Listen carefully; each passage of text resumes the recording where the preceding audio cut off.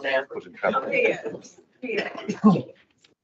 Okay, good morning, everybody. Got everybody in the room this morning, and staff, and obviously, participants in our papers coming out this morning. There are no apologies, and is there any urgent additional business that anyone wishes to raise? No. Any declarations of interest? We can move on to the confirmation of the 19th of July's minutes. Someone would like to speak to Sarah Jane, move Sarah Jane, seconded. So, all those in favour, please say aye. Aye. Against? Carried. We haven't got a public forum this morning. Now we'll move up to our first item. 7.1 is the SPA project. Thanks, Graham.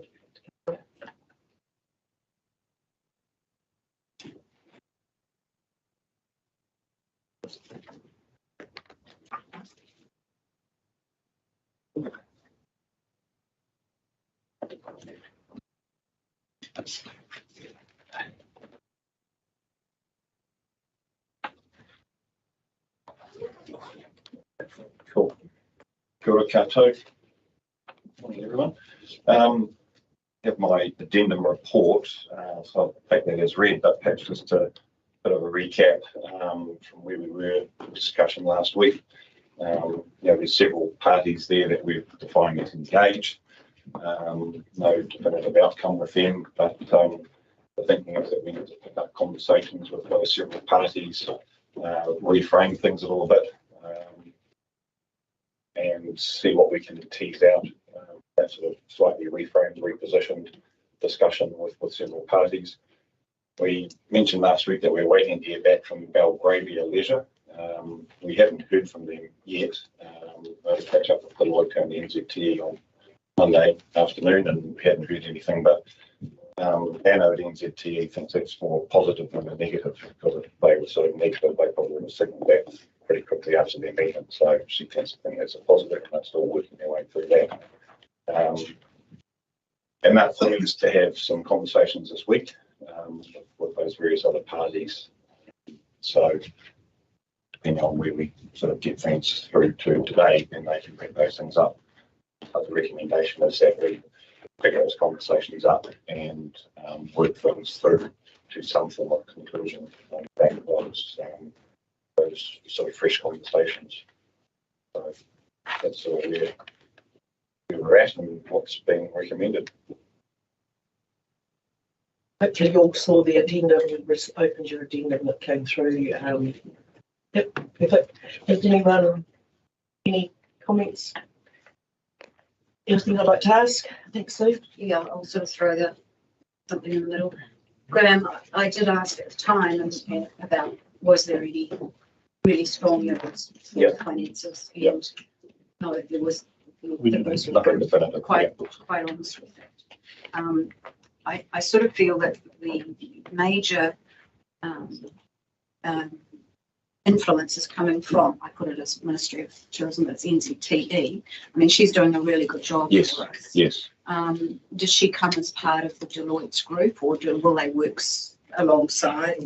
Alongside, yeah. So we actually, well before we spoke to Deloitte, we were having conversations with NZTE because we understood that they had capability inside NZTE. So we picked up a conversation probably more than a year ago with them to see how they might be able to help. And initially that was around, could they fund any particular bits of the project, and it turned out that was sort of looking pretty difficult. We couldn't get anything there, but we quickly fit the conversation to, well, we need to get into capital raising. What can you do there? So although Deloitte has sort of been sitting above it, they've been working.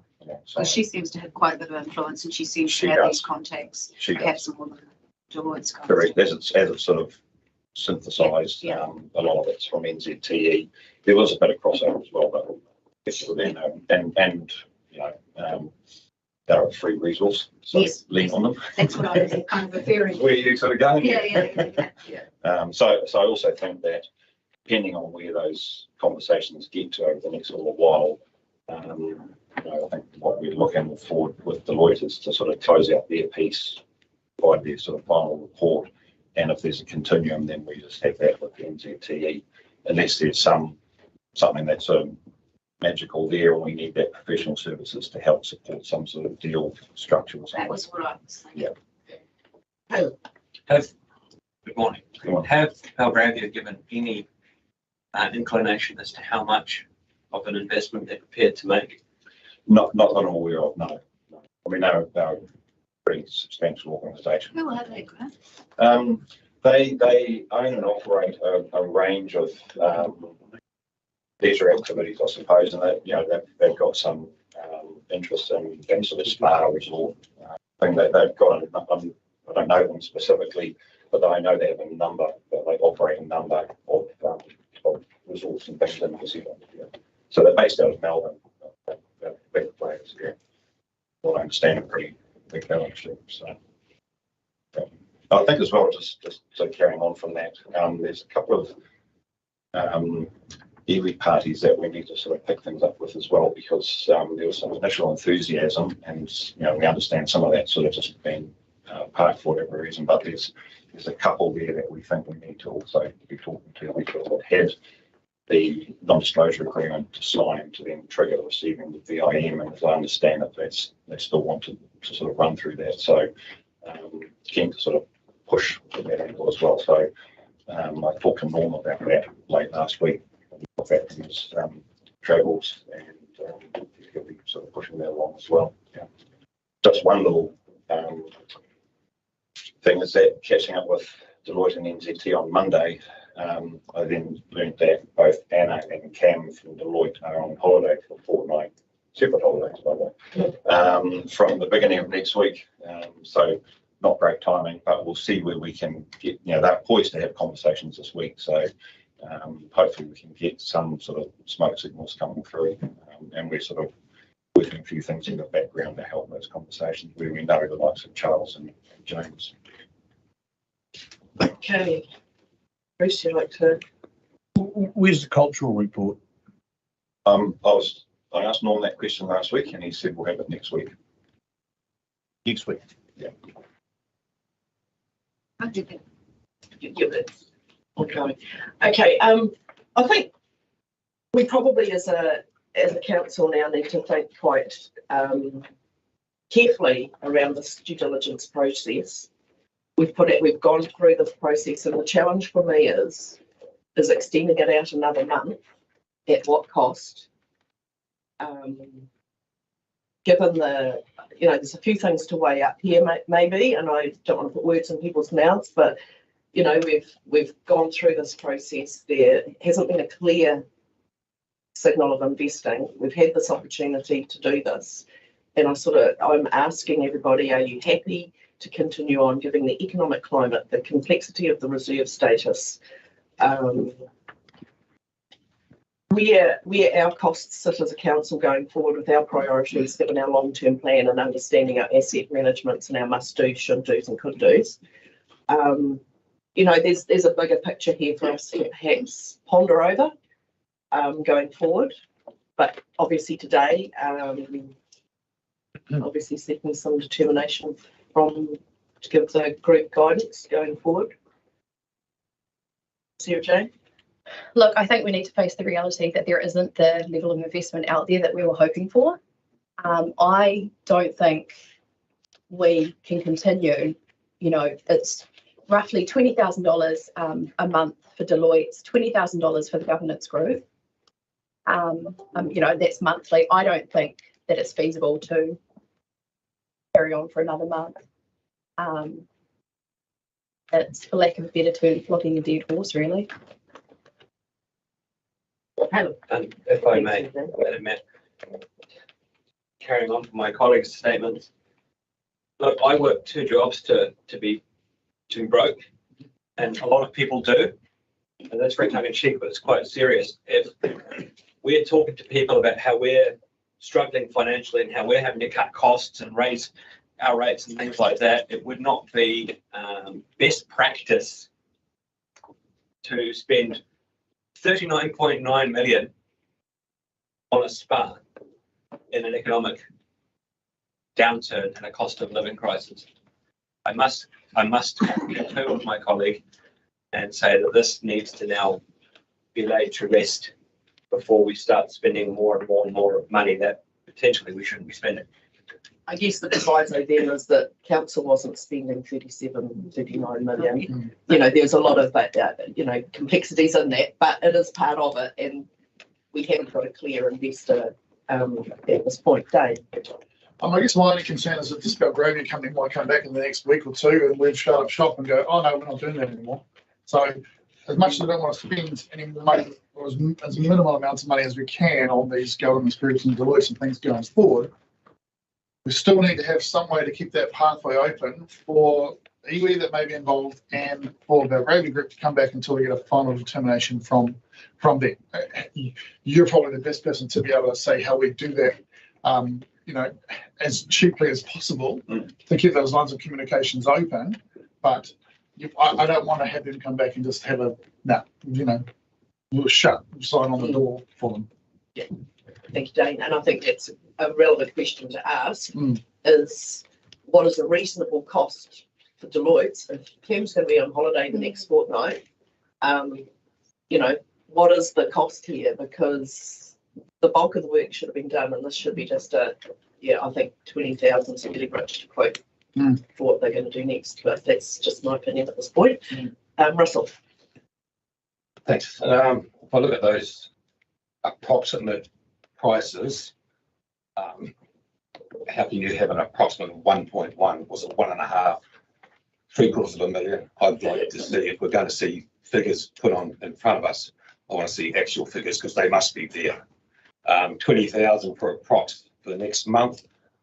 Currently, I don't agree with that either. As the Mayor said, it's they've done the majority of the work. I wouldn't think it'd be 20,000, and for the governance committee, another 20,000 for the month. I think that's a bit.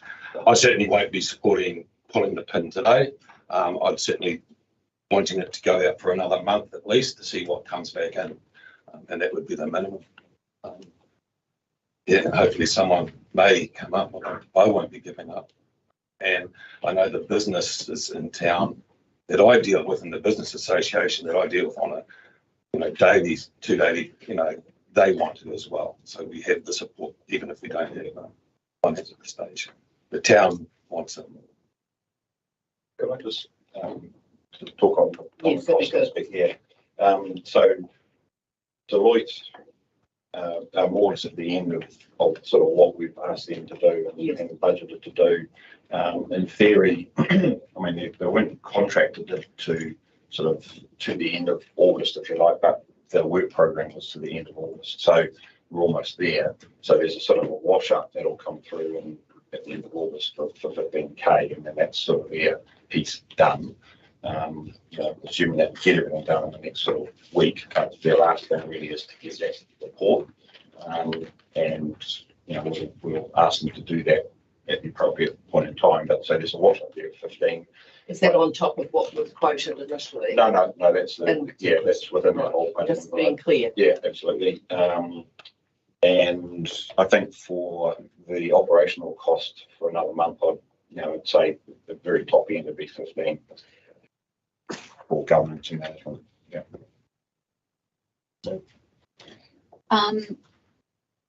So I just need to be clear what the conversation is right at this moment. I'm not sure whether some want to continue and how we would continue. I suppose I'm looking at Don.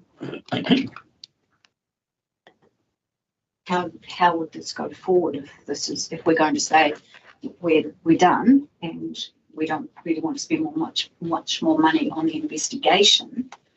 How do we progress? Is that a conversation for today, or is it a conversation for another day? I think that, yes, I think that's a conversation for another day, because I think if you're going to cease the current exercise, we then have to reflect, well, what now? Yeah. Because this is a project that was identified in our LTP. It is obviously very significant. There is presumably an expectation within the community that we would come back and explain why it is we're not proceeding and With what that it is plan. we're now going to do. Because, sorry, just carrying that on. What?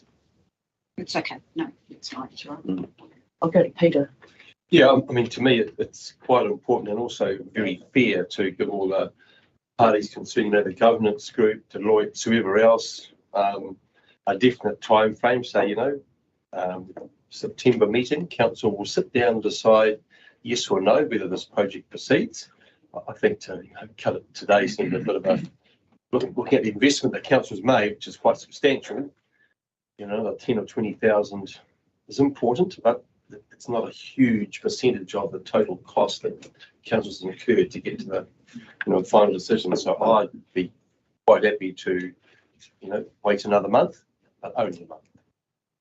Okay. Sarah Jane?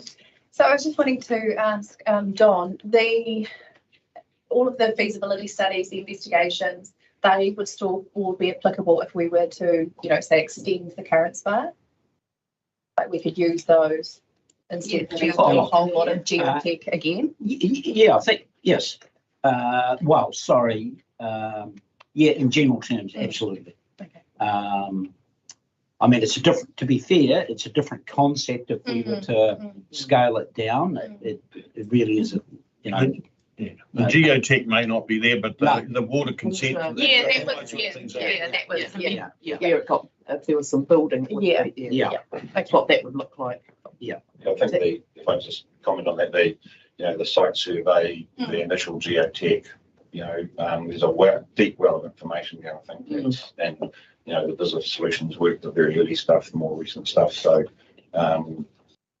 more than just, the sort of practical aspects of it, but, looking at visitations and all that sort of data that's in those documents. So there's a good seam of information here.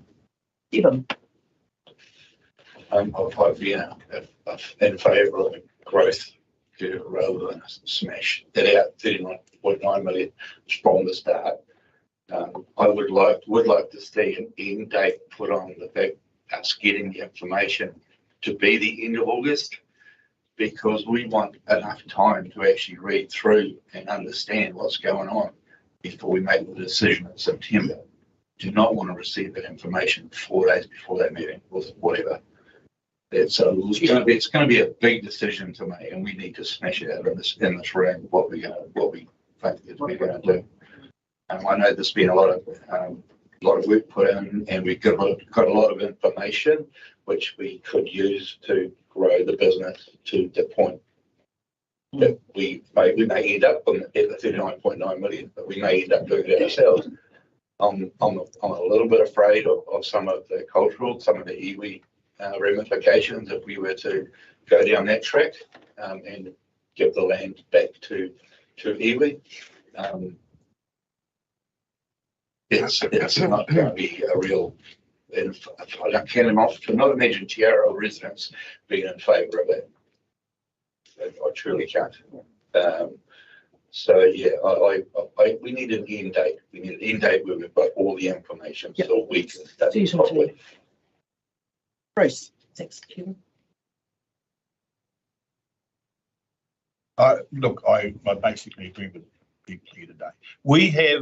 We've got everything bar for the cultural report and some definitive idea of what Belgravia. They're the only ones that we're really waiting on that.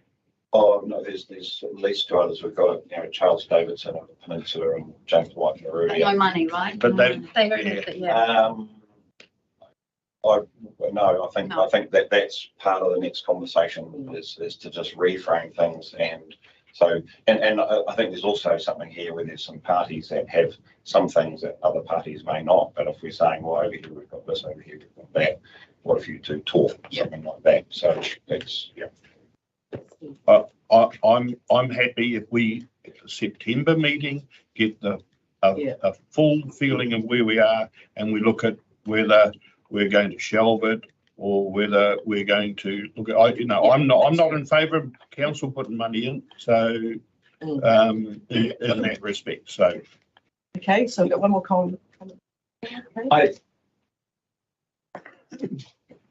I would really appreciate it if by the end of the month we can have as much of an indication as possible from these potential parties.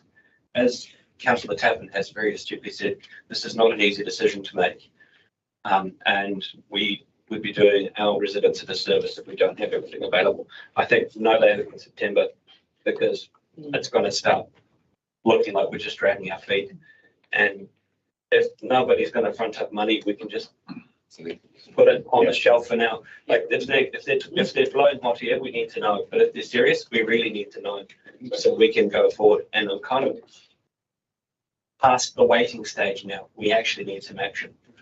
So I know it's not much you can do, but that's just where I stand. I want to be clear that we need an answer as soon as possible. Yeah.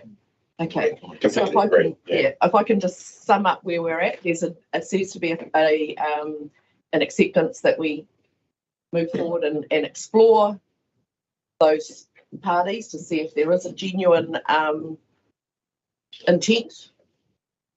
I think the cost needs to be minimised and not just be a target, because the longer this drags out, there's always costs.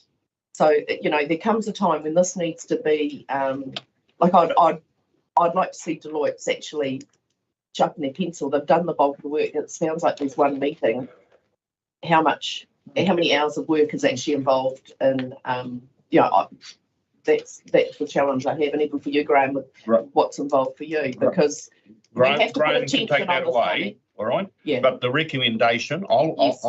I accept the recommendation that we progress it, all right, to its conclusion and the findings for September. Yep, I'll just let James speak. He hasn't spoken. Yeah, yet. probably more just re-articulating my view, which is that like my support or lack of support for the project isn't dependent on investment from Belgravia. Basically, if there's an investment, if an investor comes through, there is still, in my view, huge unresolved issues in terms from the council's perspective in terms of investing or having this on the back step, and that hasn't changed for the last 3 or 4 years. So certainly we can continue with this, but I guess I just want to make it clear that for me personally, it is not dependent. My support is not dependent in any way on investment from an external party. So let's carry on with the process, but for me that doesn't change what I see as the fundamental problems with it. Yep. How much is this extension going to cost us? I'd like to know the Oh, dollar. that was the indication. Yeah, look, I think I think that very 30?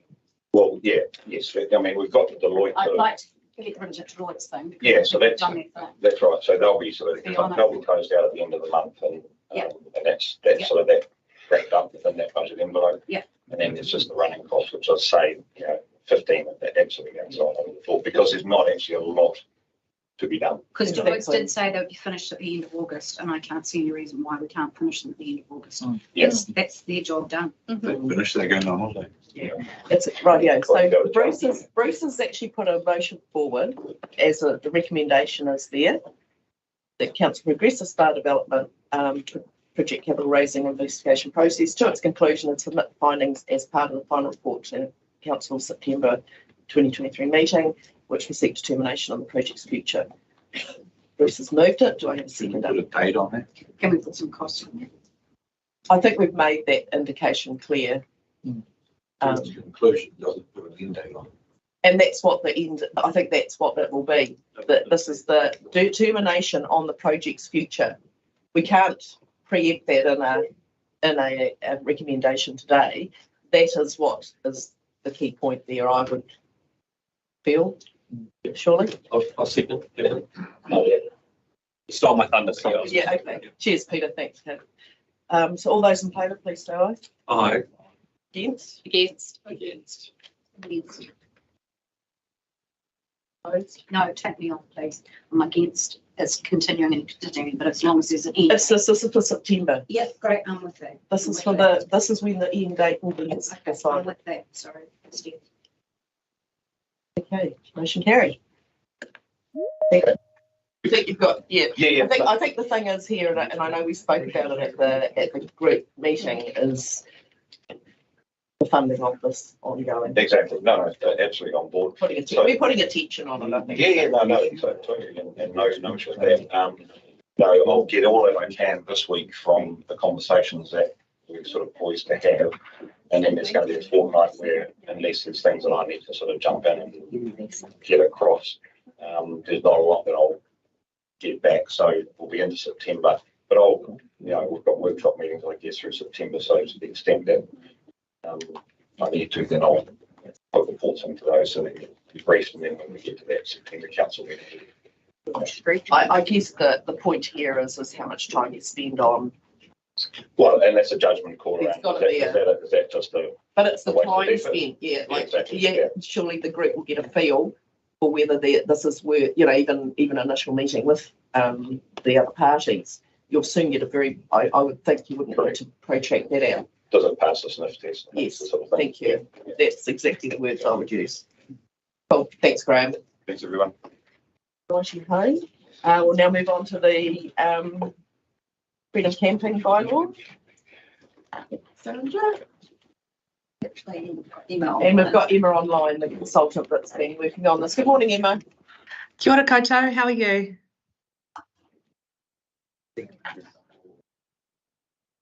Alrighty. Sandra. Go ahead, Emma. All yours. Thank you. Good morning, everyone. Before you, you've got a draft freedom camping bylaw that we're presenting for your consideration and adoption for public consultation. This is the culmination of quite a few months of research and effort on a lot of internal staff members' part. And so the culminating in what you see before you in your agenda there.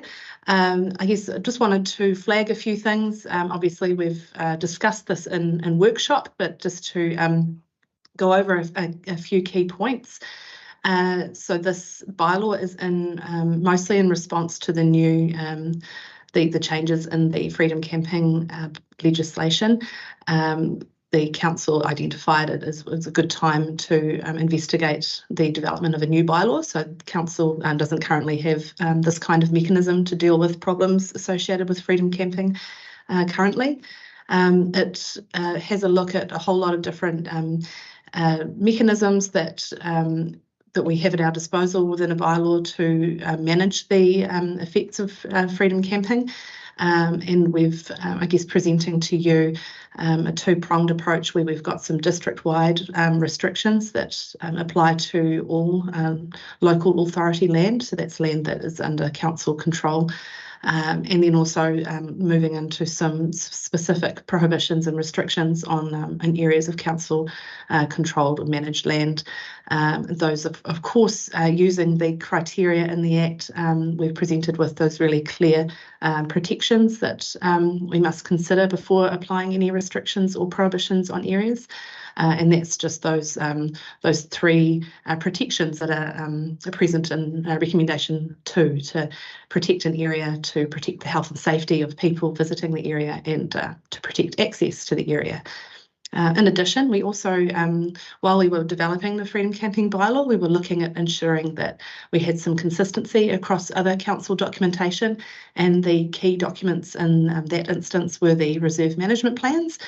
So we're not proposing any kind of comprehensive review to these reserve management plans. We understand that that's very much a separate process and quite a large process at that, so we're not going anywhere near that. But just ensuring that any mention of camping in our reserve management plans will be consistent with any approach that we end up landing on in our final freedom camping bylaw. So that's those two reserve management plans we've identified, being the passive and the active reserve management plan, and the suggested amendments to those reserve management plans just reflect the proposals that are in the bylaw. So that's, I guess, my wee intro. Was there any further points that you'd like me to discuss? Recommendations here. Yeah, it's quite broad because obviously we have to cover off where, as a bylaw, we do have to. I guess that we've covered off do you feel there's any risks around some of the places that we've identified? Like we've trimmed it right back and kept it fairly vanilla with where we're allowing the freedom camping.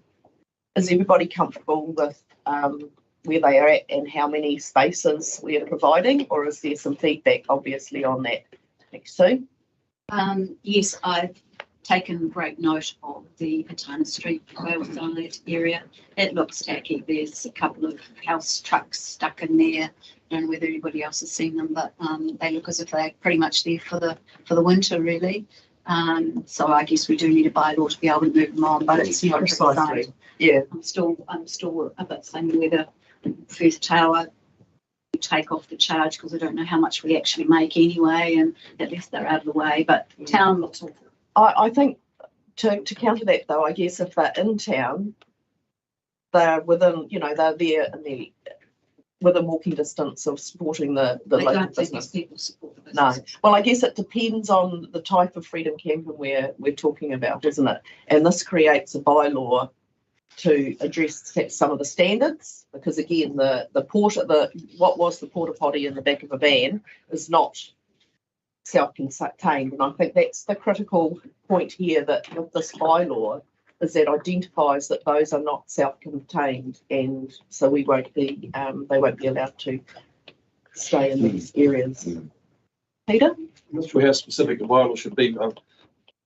When I was looking through this, it talks about 6 spaces or something. Yes. Whatever spaces they are, it's Spur Street and that sort of thing. So I'm guessing when the bylaw is enacted, the spaces will be of an appropriate size to accommodate, Correct.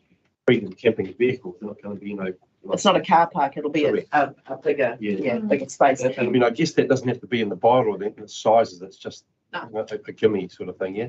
Yeah, those designated parks, it gives council the tool to move people on if they're outside, that's where the spaces are, and if all spaces are taken, then we don't, presumably there'll be an option somewhere else. But the whole intent is that people can't stay there week in, week out. It is a short-term stay for a few nights and then move on. I think that is the clear intent, and it gives council tools in the toolbox to minimise those negative impacts that we are currently experiencing. And it's not significant, but we know it's there. Bruce. And one of those tools is it says there is a maximum of 6 people there, because if you go up the coast or anywhere like that, if it says 6, that's what they allow. 6. They don't allow 26. Right? So 6 vehicles, not 6. 6 vehicles I'm talking about. Just how easy will it be to modify this schedule if we want to in the future? So it's part of the bylaw. So any modifications to the bylaw, you'd need to be looking at your significance and engagement policy, as well as the principles of consultation under the Local Government Act. But amendments to a bylaw in itself don't require a full special consultative procedure. So say you wanted to change an area, maybe there was some more information that came to light, or the area changed, and so it made it either more appropriate or less appropriate for freedom camping. You might look at maybe consulting directly with some more targeted affected parties rather than going a full public approach, but it would really depend on which area you were talking about and how significant that change would be, and what, who would be interested in feeding back on it. And the other thing was, from an operational point of view, you're talking about it becoming operational on the 20th of December. So is it intended that all the signage and what have you will be up by then? I'll take that one if you like, Emma. So yes, we've been working with Mark and Todd, and they said if they can have around about a month. So we're aiming to get this adopted by council at your meeting in November. Obviously, we didn't want to go past the Christmas period because then we're missing out on the summer. So 1 month, 1 month less 2 days is what I've given them. It's achievable. Yeah. Yep. Yes. Okay. Yeah. So Mark and Todd are well aware, and we should have a pretty good indication during the public consultation if we're in the right way or not. If I can just add to your previous question, whilst the schedule, Emma is quite right, can be changed in that way, the maps are separate from the bylaw. So if you're saying that, you know, this car park, but we actually want to move, you know, it's not the different area, but you want to say, actually, these 3 car park spaces aren't working, we want to move those slightly. That's not part of the bylaw, so as long as it matches the schedule, we can slightly amend those maps outside of the process if that helps. Thanks, Sandra. Dane?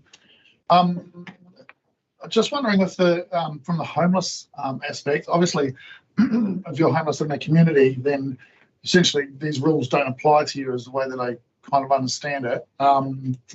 In a situation like what Sue's talking about, where you might have someone sitting at, say, Hatana Street Reserve, if they were deemed to be homeless from the area, is there any powers that are in this that you can move them on with, or have we designated an area that's specifically for homeless people that's maybe not quite so visible? Absolutely, and that's a really good question. So as you would have read, homelessness is exempt from the bylaw. They don't get they're outside the definition of freedom camping, but it doesn't mean that they're exempt from, I guess, parking rules. They're not exempt from the reserve management plan rules, and so we can work with people who are homeless. And I mean, homeless people are it's very obvious when someone is homeless as a general rule, as opposed to someone living a transient lifestyle and is, you know, choosing to live in a lovely camper van, which is, you know, a wonderful way to live, I'm sure. But we would definitely be looking at acknowledging that, you know, they're homeless, but maybe suggesting an alternative place. We've reached out to other councils that are further along their journey with freedom camping than Matamata-Piako are, and one in particular, Thames Coromandel District Council. They work really closely with the New Zealand Police and the Ministry of Social Development, and so they identify someone who's homeless and they say, yep, absolutely, here's a better place for you to park. It's near a toilet, it's near facilities, it's out of the way, it's a safe place to park. And then they pass that information on to the New Zealand Police and MSD, and then they become the lead agents rather than the council becoming the lead agencies in that space. So it's, yeah, homeless people aren't exempt from all rules, they're just exempt from being able to be fined under the freedom camping bylaw, but we can definitely make sure that they're still, you know, being cared for and are parking in an appropriate place while we work with other agencies. Thanks for that clarification. Kevin? General question, I suppose, how are we going to enforce this? Who's going to enforce this? Are we got a staff member that's going to take it over, same as like dogs off leashes in towns and smoking in towns and all that sort of thing? Because at the moment, that ain't being done. I see dogs being run around town without leads all the time. So, yeah. That's a complaint thing, though. We're going to depend on complaints. By the time that if someone gets there, they may not be there anymore. No, so you may recall, it's a little while ago now, but you may recall that we have provided for a specific enforcement unit. We do have enforcement staff within our planning unit to give clarity to that role, if you like, or that function. We've actually identified it not as part of the planning team, but as a separate unit within the regulatory team. The other thing that we've proposed is taking our in-house lawyer and relocating them into that area as well to create an alignment there. The hope is, and one of the prospects we're looking at, is whether some of the cases that we take to court for dog enforcement, for example, which cost anywhere between 20 and 30K, that will run that as an in-house, potentially in-house function to save funds and then allow us to be more active in some of these other areas. And I guess the other thing is that who's going to Rapid Reserve, for example, who's going to report that? Unless they drive past, no one's going to see them. Why are we reports? How are we going to enforce that? No. Well, because it's like a lot of our, not a lot, but supposed to be fair. We don't necessarily in all cases go actively looking for things to prosecute. We do tend to operate on the basis no one's complaining, then it may not be a particular problem that we should turn our attention to.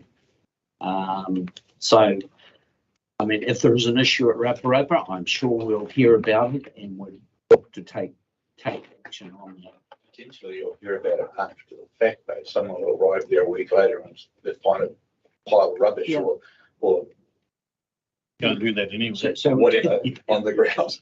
Yes, yes, and we do track down people in great way. It's quite amusing. Well, not amusing. It's quite interesting how people seem to leave that divulge their home address and their rubbish, and we're able to often track them down.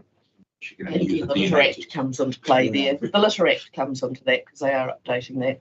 Yeah, just answer your question. It's just, I mean, I love the fact that we're doing this. Just without enforcement, it's. Yeah, so I guess the thing is here, if I can just throw it in, is what's the problem we're trying to solve? Yeah. And it's not been a significant problem in this district, presumably. So we're putting a tool in the toolkit in case. Yeah. And I guess the thing is if, you know, we can't use a resource driving around the district looking for a problem. And this is merely a way of addressing if there is a problem and it's identified. So we are reliant upon public.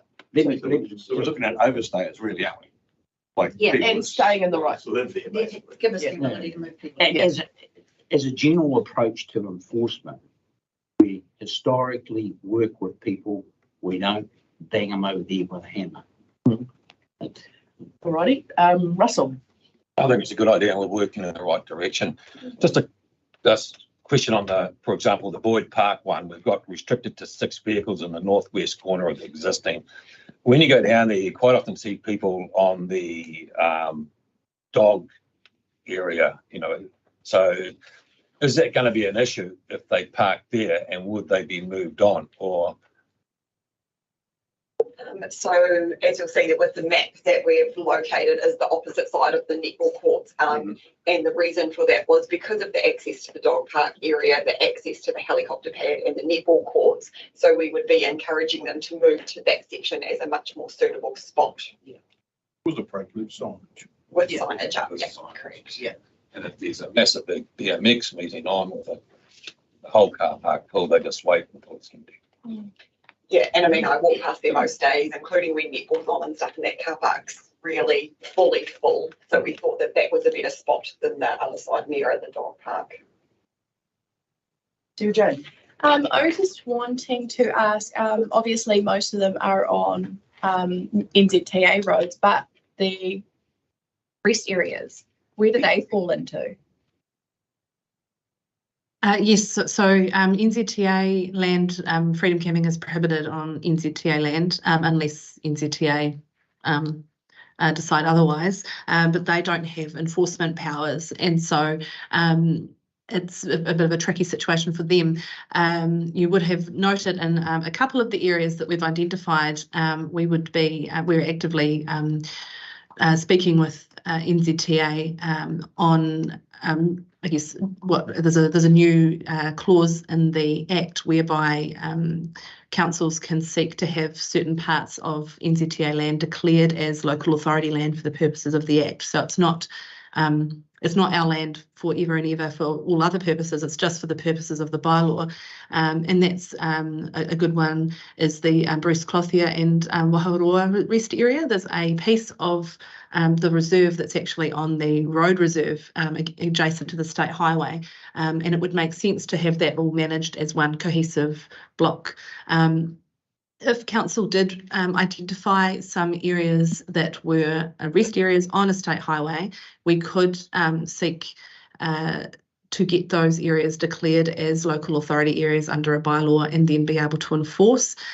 Staff chose not to go down that path for this iteration of the bylaw, merely because as we've just discussed, there's a real issue around making sure that we can enforce the rules that we've got on the areas that we already have control over, and I guess we didn't want to be looking for extra work at this time. I think there's a case here of just providing some spaces that should meet the needs. Right. and like to move Yeah. in its entirety. Lock, We've lock, put a stock and barrel. lock, stock and barrel. I think it's been a thorough piece of work. Are you seconding that, Caleb? All those in favour, please say aye. Aye. Against? Carried. Thank you. Thanks, Emma, for your work. Thank you. Thank you very much. We'll see you again. Alrighty. Now we will move on to item 7.3, TV aspiration statement in the Matamata-Piako forum. Toby and Erin.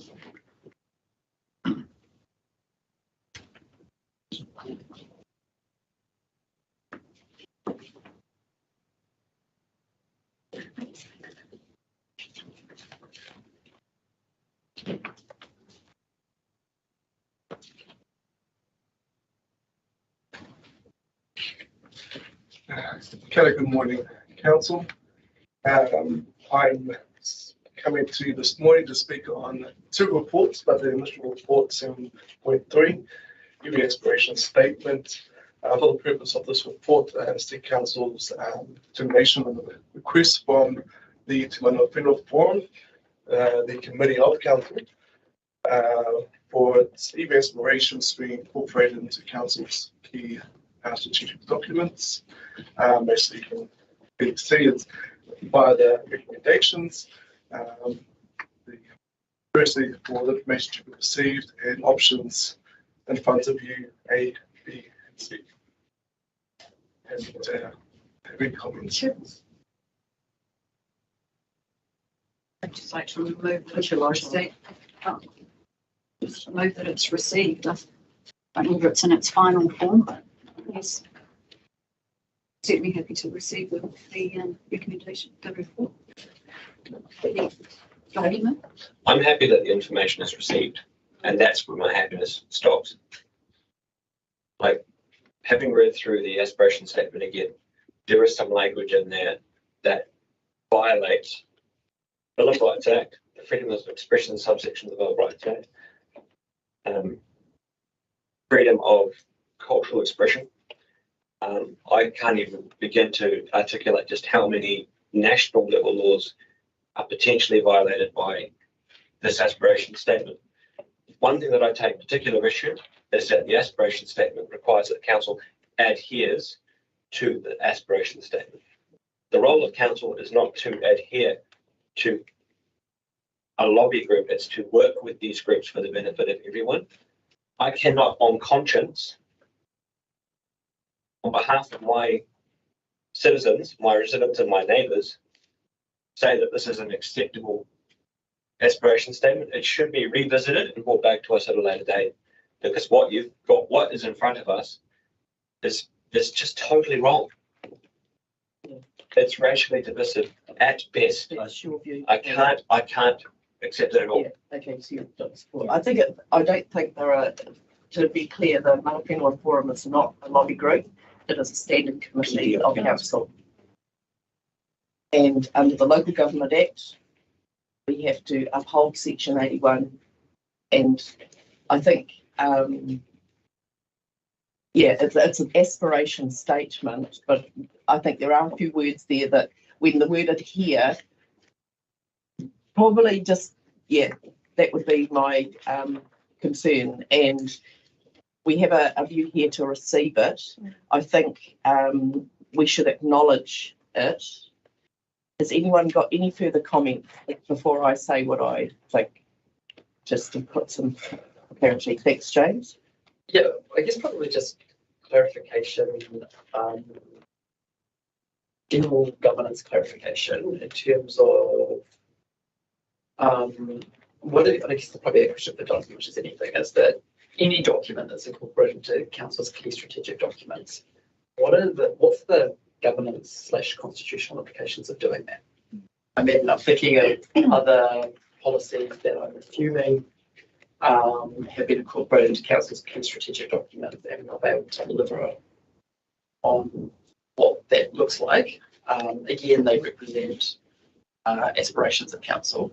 So I guess I just want to understand what that means, basically. What does that mean? When we're saying we're incorporated into council's key strategic documents, what are the implications? What's the constitutional implications of that? To be fair, I don't know. I think there was probably, I don't have a firm view on that.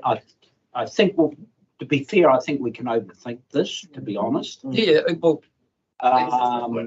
That there are things occurring now within the organisation when people, when staff are undertaking work day to day, business as usual, where we have sought and invited input from iwi. So in terms of embedding them into the strategic document, well, it's sort of, something that's normal. yeah, I mean, and that's fine. Like, I guess when I'm reading through this, like, I take it in two aspects. Firstly, it's essentially codifying what already happened. So there's already been an expectation from this council of the Te Matamata-Piako Forum to contribute to the governance and delivery of projects in our district and implementation. So it codifies a lot of that already. And then secondly, it identifies the space that the members of the Te Matamata Forum would like to deliver jointly on moving forward. Through aspiration document, which again is something which is a request from the council to understand what that is so that we can work more effectively together. So all of that's good stuff. But yeah, just not sure like how this relates to the work plan document moving forward and what the obligations are of saying we've incorporated this into council's key strategic documents, in part because my view, we want to be a trusted partner, and part of that is making sure that the expectation of incorporating it into the key strategic documents is defined. So that's my main area of concern is what are the expectations of the Te Matamata Forum if we incorporate it in its current form into the strategic document versus acknowledging the aspirations of the Te Matamata Forum, which may well be positions that evolve over time, and in fact they have previously. So yeah, I mean, based on all of that, based on what's here, obviously the information be received. I don't understand what incorporating what the implications of that are. So I'm not comfortable with that. Thank you, James. For a whole range of reasons. Yeah, thank you, James. Bruce. I've got pages, but Summary. I'll give you an executive summary. All right. Firstly, from a political point of view, there's very much uncertainty of what's going to happen, and so when it comes to the treaty and its interpretation, I think there may be some changes. All right. So I'm not happy. But if I look in for meaning or meaningful representation, it's a very open-ended, non-specific wording, and yet it says we must. It then goes on to say we must ensure Maori perspectives and priorities are explicitly incorporated. It's a demand. All right. I can't accept that. And if I look at economic development, don't we already encourage developers to actively participate with the local iwi? Yes, I guess that's in the category of codifying what already. Right, but it's the point. What I'm getting at is, and then it says, wording make direct contributions to mana whenua. There's too many things there that don't. Well, they might make sense, but I can't quantify it. Now, from my perspective, I'm happy for the paper to be received. I think I mentioned a week or two ago, we need a business. I want to see a business case, all right? And that business case would be, when I say business, or what your role is, all right? That I would like to see council request a draft or a skeleton memorandum of understanding that would then be able to be applied to each of the iwi. We know what we rather than get something thrown in front of us, let's have a look at what we would agree to adopt and then go and that can be done in consultation with the Te Mana Whenua, and then come back and with the business cases that you're going to provide. It mentioned 3 or something. No, say 3 in a year. You how many have you got to do? 6? Is it 6? Sorry, 7? Yeah, that's the next one. The memorandum of intent is the next. Yes, I know, but it's what I'm trying it together. All right. I'd like to see that brought back. So come up with a skeleton or a frame of a memorandum of understanding, and then how you're going to implement it, and how much it's going to cost, and who's going to do it. That's one of the next part. Dave. I think that I agree with the information we received. I think that for me, I think we need to go back as with our number 2, a recommendation. Otherwise, to me, just an information we received kind of feels a little bit like a kick in the guts. Yeah. I could see that from their perspective. I certainly see there's some issues around the table that need to be resolved for us.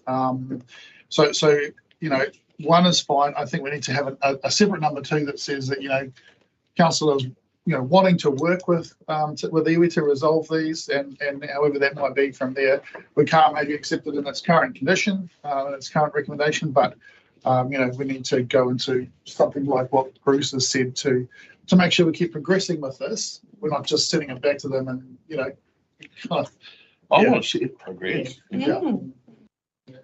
Aaron. So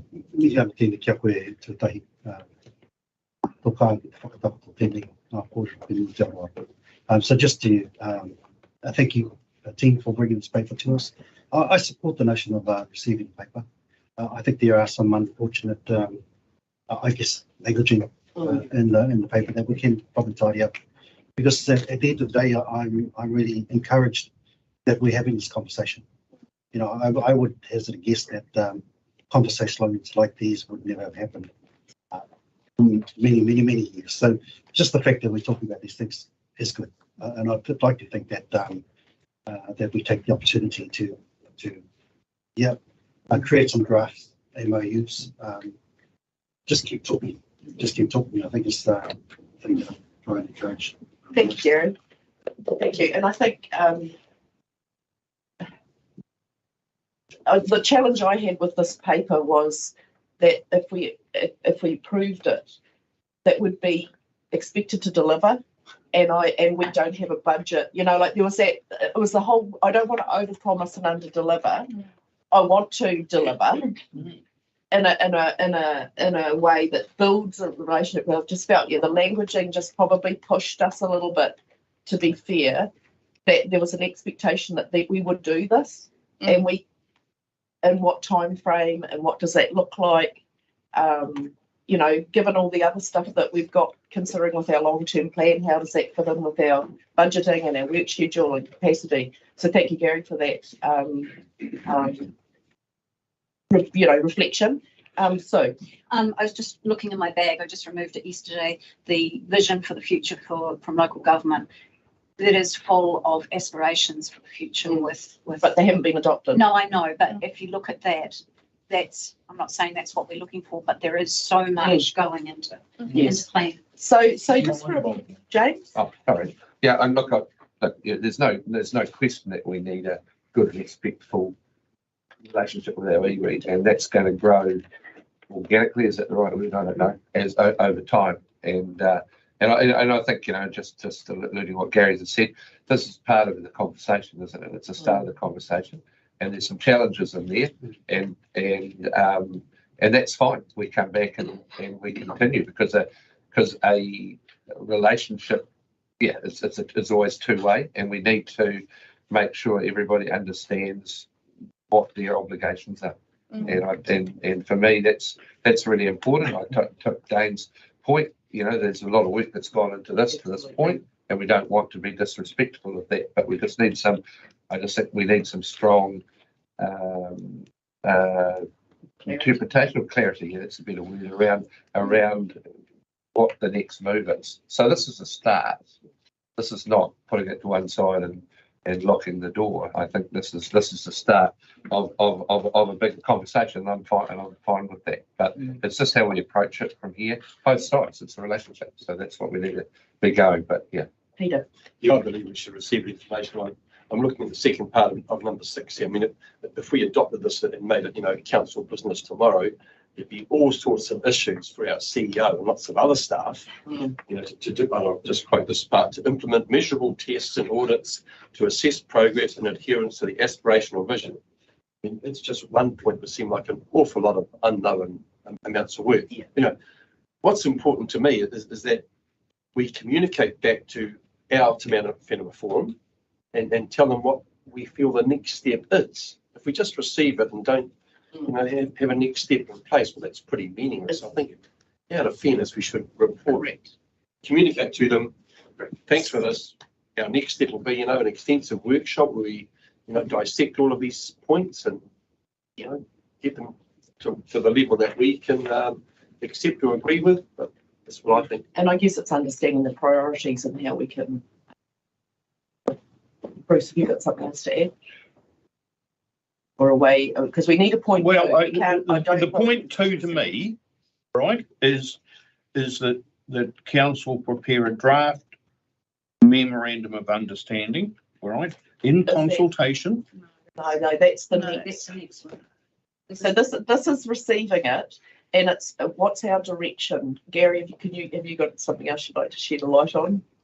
Oh, only that. I think we should have more conversations.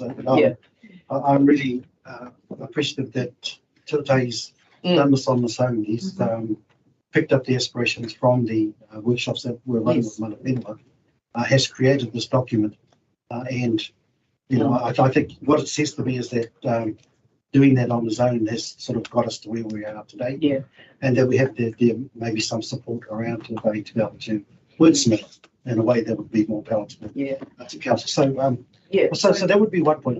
But the second point is just thinking about the Te Tiriti and the work that we've tried to do to, raise that amongst us as council since our induction.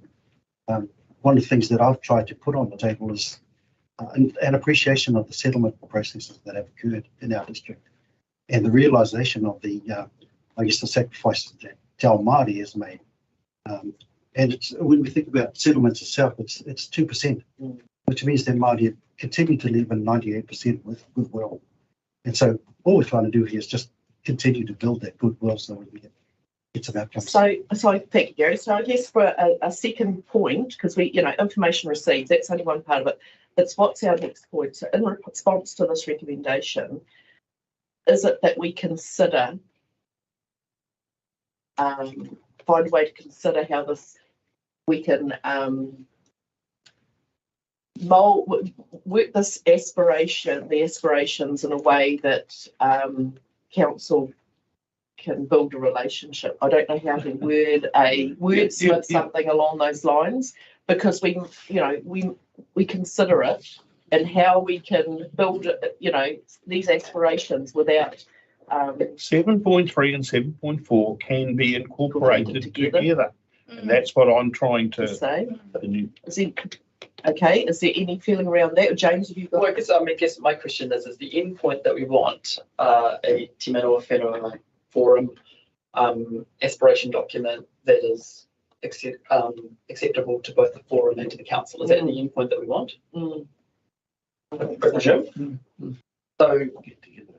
So I guess is that the thing, is that we work together with Mana Whenua to come to an agreement where we can work together with those aspirations. That's what we're doing. That's what we should be doing. I've got a wordsmith option for you. Madam Mayor, further bilateral discussions and consultation with the Mana Whenua Forum to provide clearer understanding of their aspirations and its involvement in council decision making. That would be my recommendation too. I think it's all about participation. What's that? That there is a clear participation and decision making is a key part of it. Agreement. Can you repeat that, please?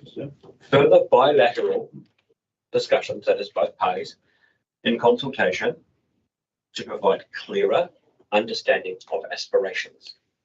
So that is Tomato Forum coming along to the council and all of us knocking heads until we understand each other better. And we have a better understanding of what the aspirations actually are and how we can incorporate them in a manner that is How we appropriate can incorporate them. and within our system. And Within our system's good. Really. yeah, so that's my thing is we initiate bilateral discussions to better understand iwi aspirations and how we can incorporate them. That is my option too.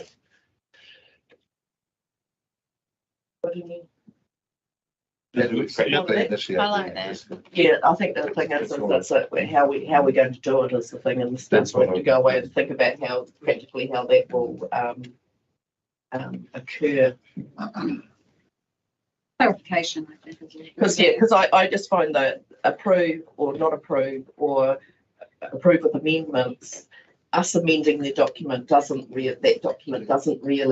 I don't think that's respectful. You know, you've reflected on that, so I guess it's that's where those three options don't really fit with where we're thinking. James, have you got any thoughts around around wordsmithing, how we take this forward? Or is everyone in support of if we read it? If you've got a thought around wordsmithing? No? Yeah, like I just put it on you, but I understand where Caleb's coming from. Yeah. But it just like I feel like it would be nice to essentially, well, my understanding is that we want to build on what's been presented here today. So so do we get staff to go back and consider how we right. Yeah, but also the form of what that looks like, right? So there's the individual iwi, which is where the memorandum of partnership understanding come in. And then there's the collective standing order of council, i.e. the Matamata-Piako Forum, and obviously there's some interplay between those two things.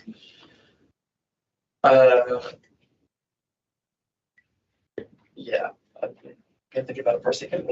Can you have a think about that for a while and come back to it later today, maybe with a recommendation, rather than putting it out to the future? If we give it a couple of hours to get some something and come back to it later on. Yeah, I think that's actually a wise thing, because I think we're really struggling to, you know, we want to progress it, but it's not in that format that we're sitting at the moment. So if you're happy to defer the decision till after lunch, in the end of the meeting, if that's okay. Do they tie together?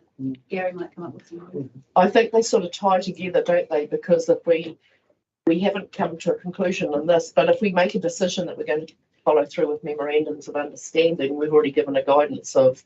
Oh no, I guess they're two different things. Yeah.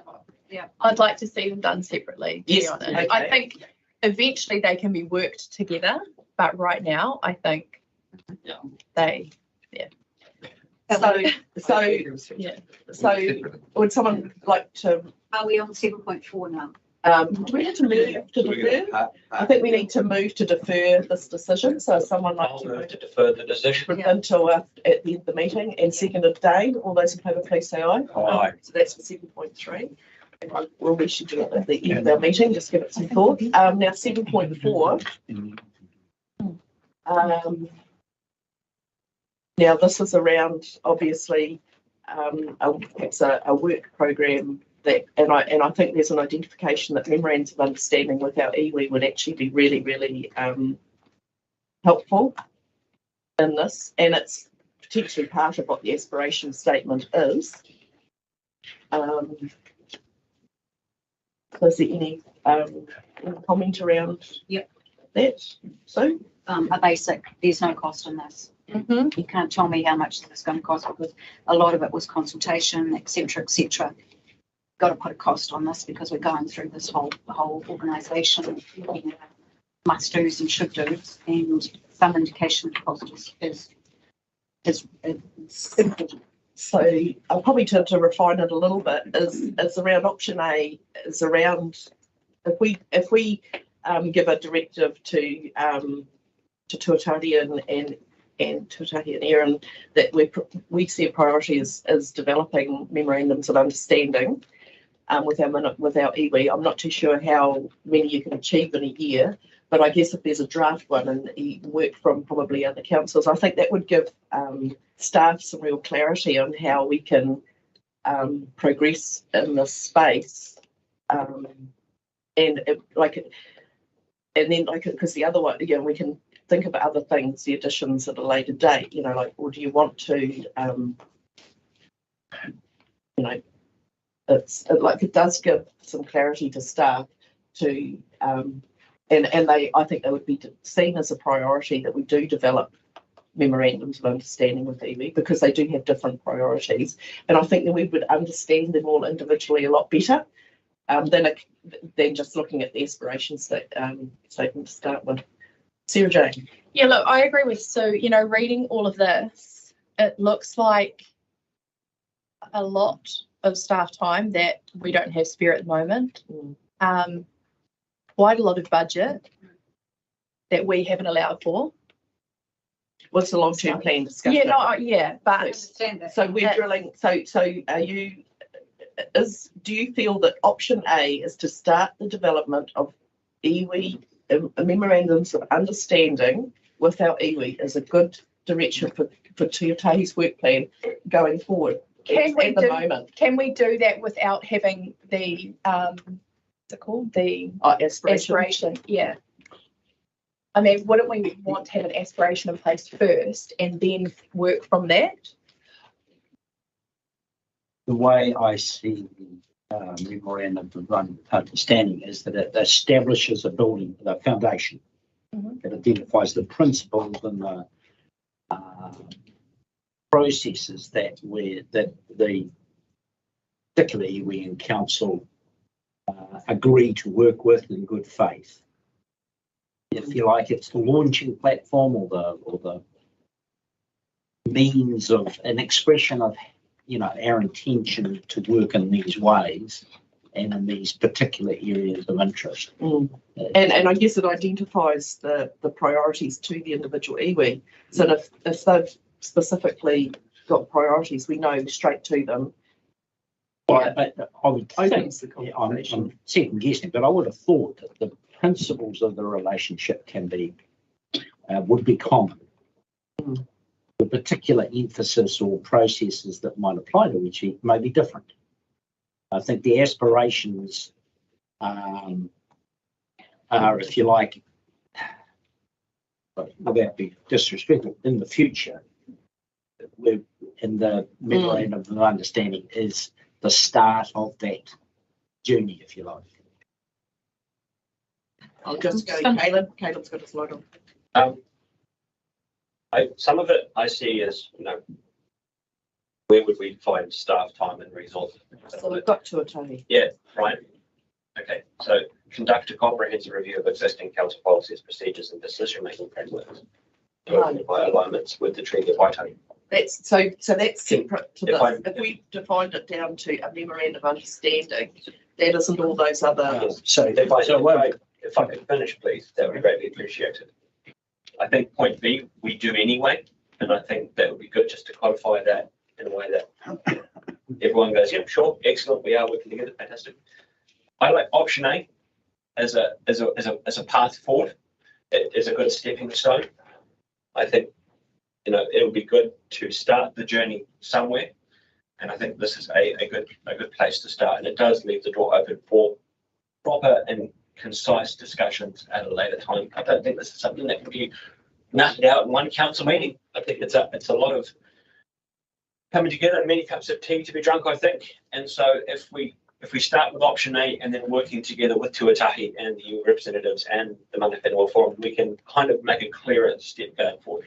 I understand we come from Madam Mayor, but I just want to make, I think option A is the best start for us. Yes. That's absolutely the best start for us. Let's go that way. That's what I'm moving. Okay. So you'd like to move it before so we've got some other conversation to have. Bruce, you've got your light on for a while.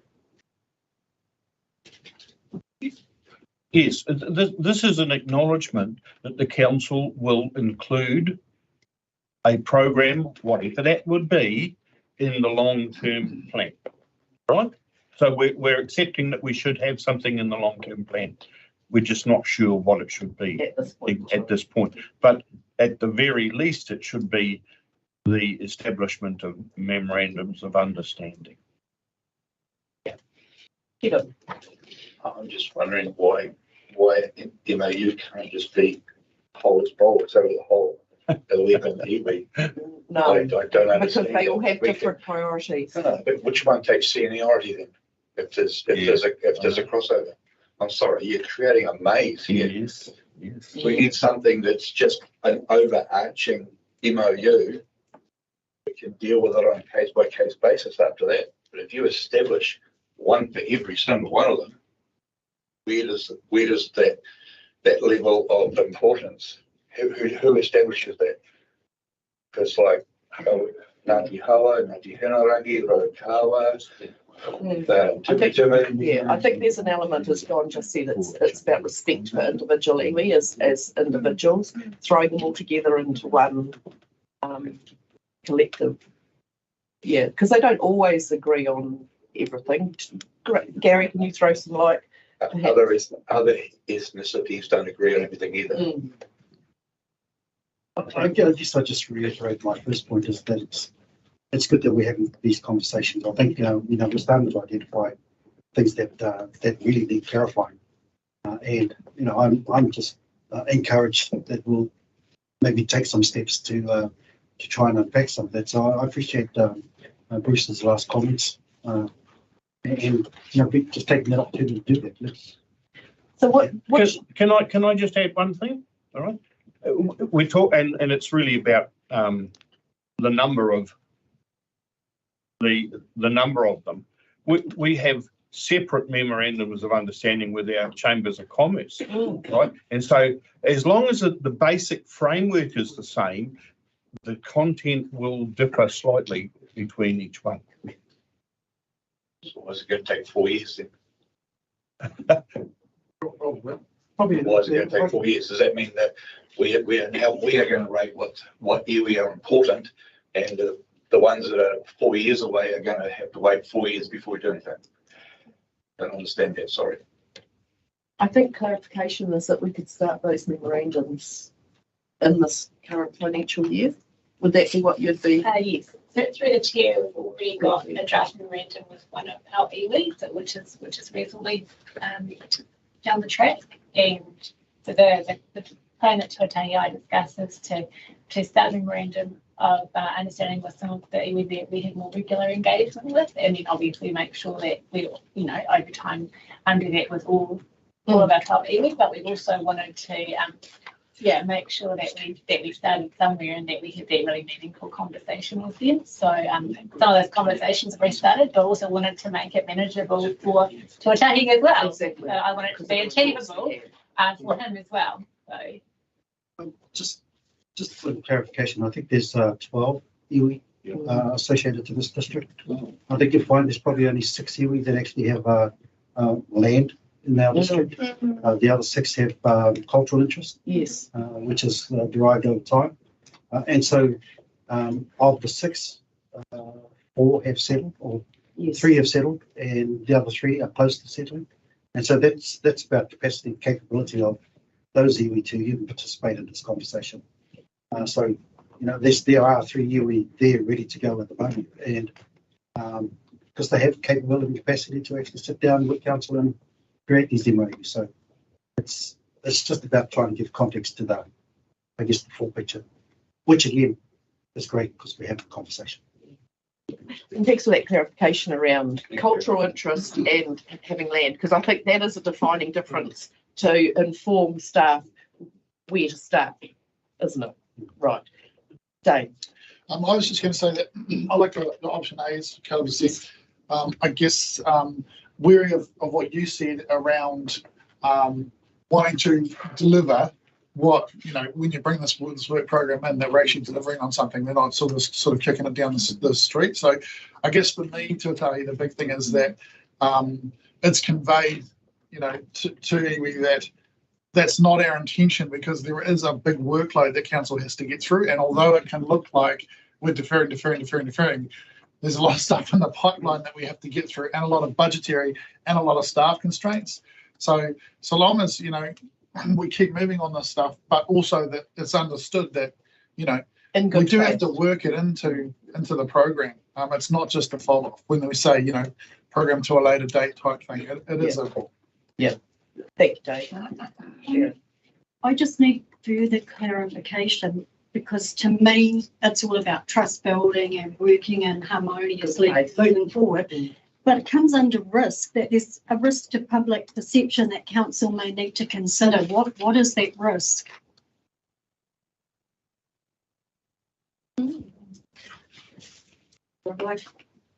Lost the plot. No. I just don't understand what that risk could be. I guess the risk there is around with the long-term plan, is what Dane has defined, is the delivery of this project, given the other constraints. Dane has probably articulated what those risks are, is resourcing, budget constraints, those are probably the critical. Yeah. Okay. So James has sent us. Finish this first. We'll deal with this one, because that one can be separate.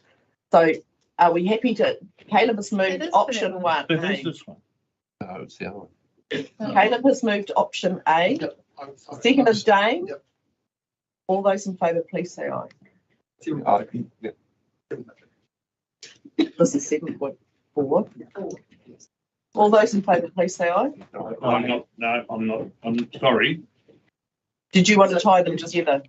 That was 7.3. Oh, it is the 7.3. It is 7.3. Oh, okay. Yes. So sorry. Yeah. So this is option A. All those in favour, please say aye. What are we moving? 7.4. Yes. Option A. Aye. Anyone against? Carry. Sorry, Madam Mayor, quick interjection. Councillor Sainsbury sent out an email to everyone, and this is the cross discussion. He accidentally typed in the wrong number in his email heading.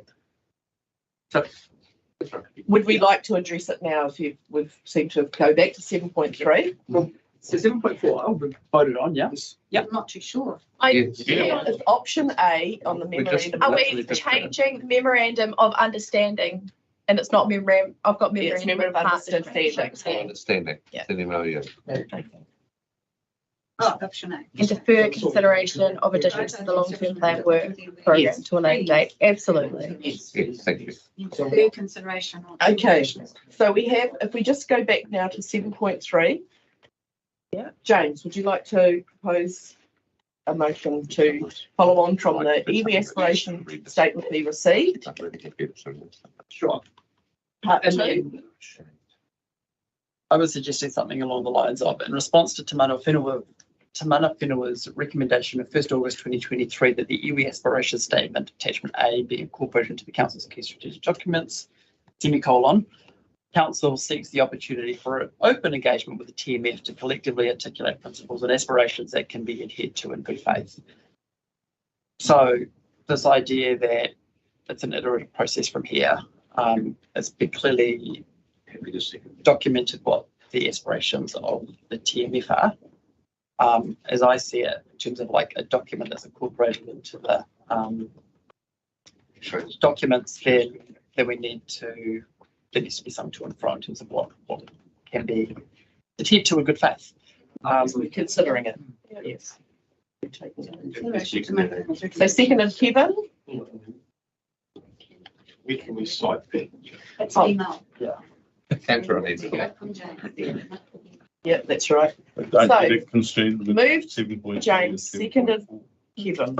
All those in favour, please say aye. Aye. Those against? Carried. Thank you. That was a really good, robust discussion, and I. So where did we get to with 7.4? We just read it, what James proposed. 7.4 is option A. Oh, okay. Right. We'll now break for morning tea. Nice cup of tea.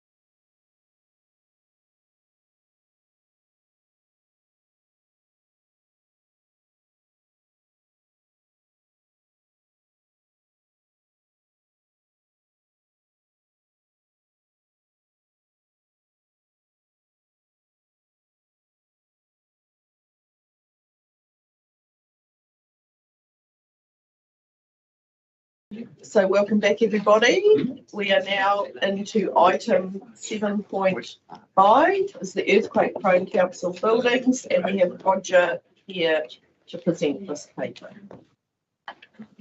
Well, good morning, everybody. Apologies for the typo in the heading, which is come through electronically. I do know how to spell earth, but I didn't realise it right to the end.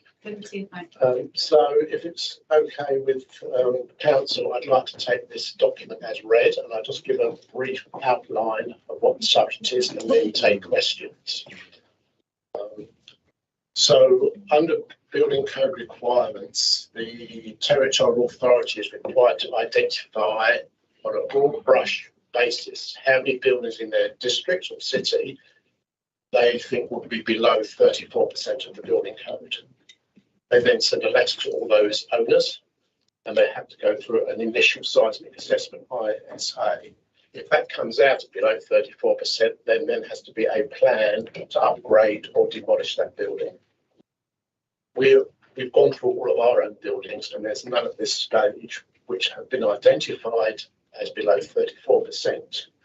However, there are some that are fairly close to that. Being in the public sector, a lot of public perception could come into play.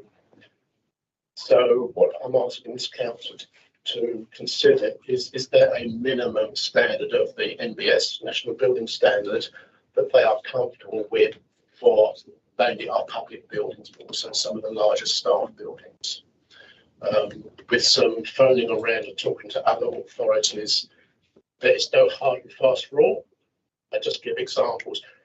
Wellington City Council closed their library, I think a couple of years ago. That was 62% of the building code. Other councils, there are 700 buildings in Wellington that are below 34% at the moment.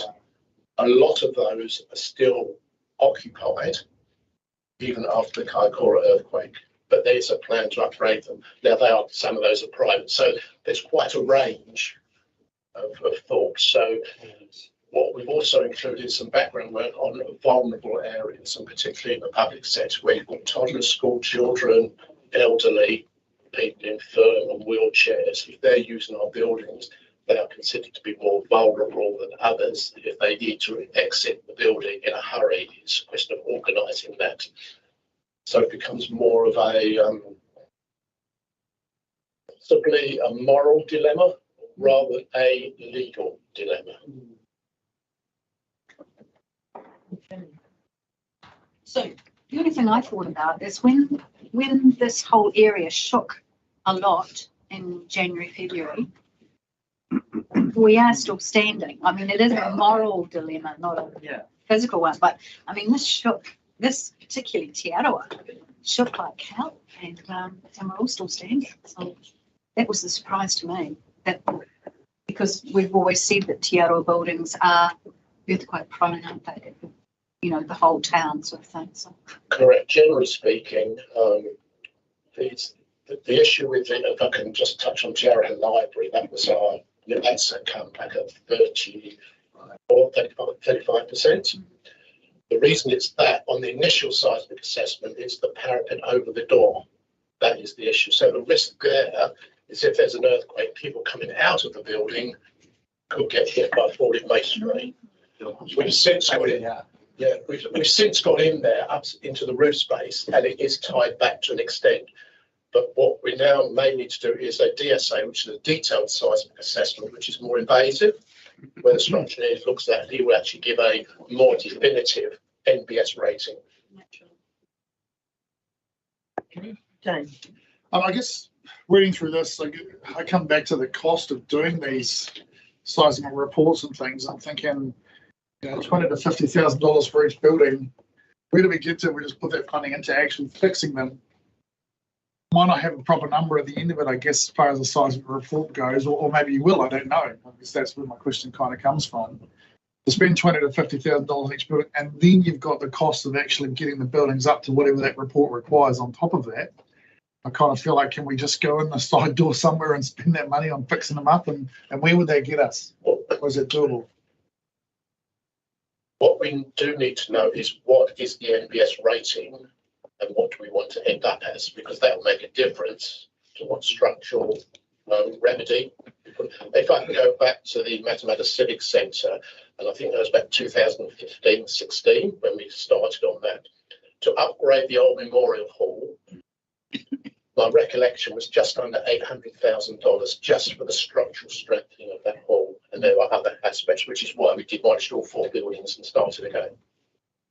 But that's, if you like, a worst case scenario. Suddenly we got to find $5, $6, $7 million.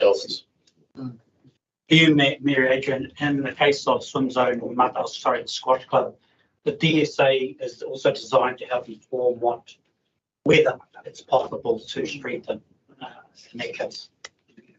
So, and I guess that's a critical point of this, is us understanding what our tolerance, because at the end of the day, setting a level is also our tolerance for risk and how we mitigate it, but also there's other consequences here around how much do you spend on a building if you don't actually know whether it's worth, or what the impacts will be. So, yeah, there's a little bit to unpack here, and obviously we will come to a conclusion discussion. So, Russell.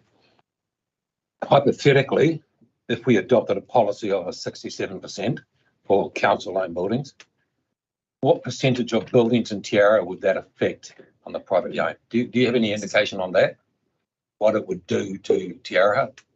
I wouldn't have any idea of privately owned buildings. Oh, okay, the building in the main street. Certainly Te Ara Library.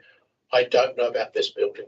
It's council owned. This is council owned. Yes. But do you have any indication what it would do to the main street in Te Ara?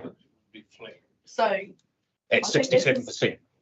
But isn't that only for our building? Yeah. Yes, I know that. Yeah, if you're asking the other question, because there are about several buildings in Te Ara that have been defined earthquake prone. So I guess the question is what they've been declared, and they've got 12 years from a date to get them. And was that at 34%? Yeah. So if, because that's the law at 34%, if we adopted a bylaw, would it change to 67%? No, this is just our council-owned building. Yes. If you actually wanted the full picture of Te Ara as a town, you'd have to refer back through Dennis to the building control team. Thank you. And those years are fast running out, but there was a remit at local government conference on the side. Peter. First of all, I'm not a heartless person, but to me, the unpacking's been done. The figure for me is 34%. That's what's been determined by somebody else. If I sit here and decide any figure other than that, I've got nothing to base it on. I'm not a seismologist and earthquake expert. It's sort of bordering on the little bit of nonsense, if you ask me. I mean, 67 is wonderful. Why not go to 100? Why not, So I guess this is around the conversation around risk, and I draw you to the table where you've got your red, green and yellow around where council as a collective sees the risk. So yeah, we all agree that we're happy to be in 34%, but it's around the mobility of people using these facilities, and where are we comfortable with the risk? So you're comfortable at 34? Because I don't know any different. I mean, 34 versus 67, is that twice the safeness of 34? Okay, perhaps you can talk about that. Somebody's predetermined that 34 is okay, so. Well, no, it's a legal problem. So I can live with that. You're not going to get charged. Yeah, table 2 of the report, the building grading system for earthquake risk. Page 50. Tries to quantify the approximate risk relative to a new building of the different grades. So something that is 67 to 79% compliant is 2 to 5 times greater risk than a new building. Something that's 34 to 66% is 5 to 10 times greater than a new building. I mean, a greater risk of what? If we have a magnitude 9 earthquake, everything's very earthquake prone. If you have a 5.5 or a 6, well, that's probably you're going to be standing up there. So, it's injury or death is the relative risk. Yeah, look, it's your call. It's your decision, and absolutely, if you say to us 34% is acceptable, then that's your decision. All we're required to do, well, not all, is to allow you the opportunity to make that decision. Now, you might decide, actually, picking up Councillor Jager's point, I would like to actually, I don't feel comfortable. I don't feel I have the information to make a decision on that right now. Fine, we go back and look for more information. I think in the case of the Matamata-Piako Library, it's the mezzanine floor. The mezzanine floor has come out at 40%. And so, I mean, it may well be, and I'm not, look, I'm not an engineer. I'm not trying to pretend to be one, but it may well be that a simple fix there is not to use the mezzanine floor. I don't know. From an officer perspective, at the Heaton Stadium in Matamata was 51% of the standard. That wasn't the only reason we decided to basically demolish that building, but it was one of the reasons. So, yeah, rather than be ad hoc about what we should or shouldn't do, we're just asking, give us an indication of what you would like to try to achieve, then we go back and work out what the implications of that are. And unfortunately, with these detailed seismic assessments, they are expensive. But what we've been looking for with the detailed seismic assessment is some lead as to what we can do to mitigate or bring it up to the standard that council would want. So whoever produced this Building Amendment Act 2016, whoever those experts might have been, in my mind, they have deemed that if your building is 34%, it's okay. I guess it depends where you live. You might say that in Wellington that wouldn't be okay. Because I think we get a little bit blasé in this district because we don't experience earthquake. Well, but they weren't significant. You know, like when we're talking significant earthquakes, like what it can occur in Wellington and doesn't occur in Wellington. But of course, we're not immune here. I guess the other thing too, though, is that they're being aware of the fact that if this is for people that also potentially own their own private homes or properties or buildings, and they may not be in a position to fund getting these things past the 36 or 37%, whatever it is. Whereas is a council in the same position where they can say, no, we can't afford to, I mean, we can't, but as a council in the same position to be able to say that is safe enough for a standard for public buildings as opposed to more private buildings. So you're not wrong, Peter, I agree with you. It's just that being council does bring in a slightly different perspective than an average privately owned building. And that's where the grey area is around what. However, we are allowing people to use the squash club building at 30% and they've been doing that for the past 2 years. So we don't seem to mind there. Correct, because that is a club. I know, but that's what I mean. That's the irony. We don't care if you do it, but if we do it, it's If I may just make 2 points, one about earthquakes. So generally in this area, it's more like to be a rolling earthquake, which basically tall buildings sway. We've got very few tall buildings. Well, I don't think we've got anything over 3 stories. Perhaps there's a few 4 stories. The Christchurch earthquake, it was an upthrust, which has a different characteristics, and you would have all seen what happened there. So the chances are of devastating damage in this district is much lower than Wellington or Christchurch. The issue is from a council perspective. If we say take Morrinsby Event Centre, and I have no idea what that category is, but if that was to become an emergency centre for whatever reason through a devastating effect, we need that building there intact, able to provide shelter for the community. And that is where these different aspects, so that's where we've gone to importance level. Is that an importance level for this district? And do we need to make sure that in a moderate to high earthquake, it's still there for us as a council to provide accommodation for the community? But very difficult for me as an engineer to quantify that. Very subjective, isn't it? Can I just make a point about what Councillor Horn just mentioned? And this is more over to the health and safety legislation about reasonableness. When is it reasonable or unreasonable to do something? And I believe that it's a really high test for us to say that $1 million is unreasonable for us to spend on a building. I suspect leaves us vulnerable under that legislation, because you could raise a loan of $1 million, you could defer another item. So I mean, this is as you have described it, and I agree. Yeah. It is it's grey because health and safety, work safety said they're not going to necessarily prosecute somebody if they're not, if they're above 34%. We have, the chief executive has the added pleasure, of employing staff working in these places. And so what is reasonable as an employer in terms of the staff in those locations, as well as the customers, of course. So what would be the Ministry of Education standards? IL4.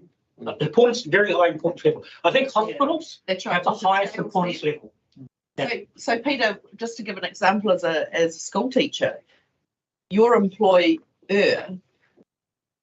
puts a high rating on it, and so they have to meet a higher standard. I don't know what the rating would be though.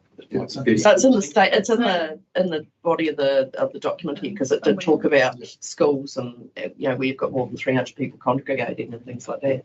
So yeah, is there a view, just to try and progress this? Because Waipa went with 67, so you can see that's the minimum of B. If we sit at 34, that's the minimum of C. So I guess it's our risk appetite and how many buildings will fall. If we went with 67, how many buildings would fit under that? Or how many more buildings would fit under that between 34 and it's how many sit in that space? No, well, you've got to state the magnitude of the earthquake.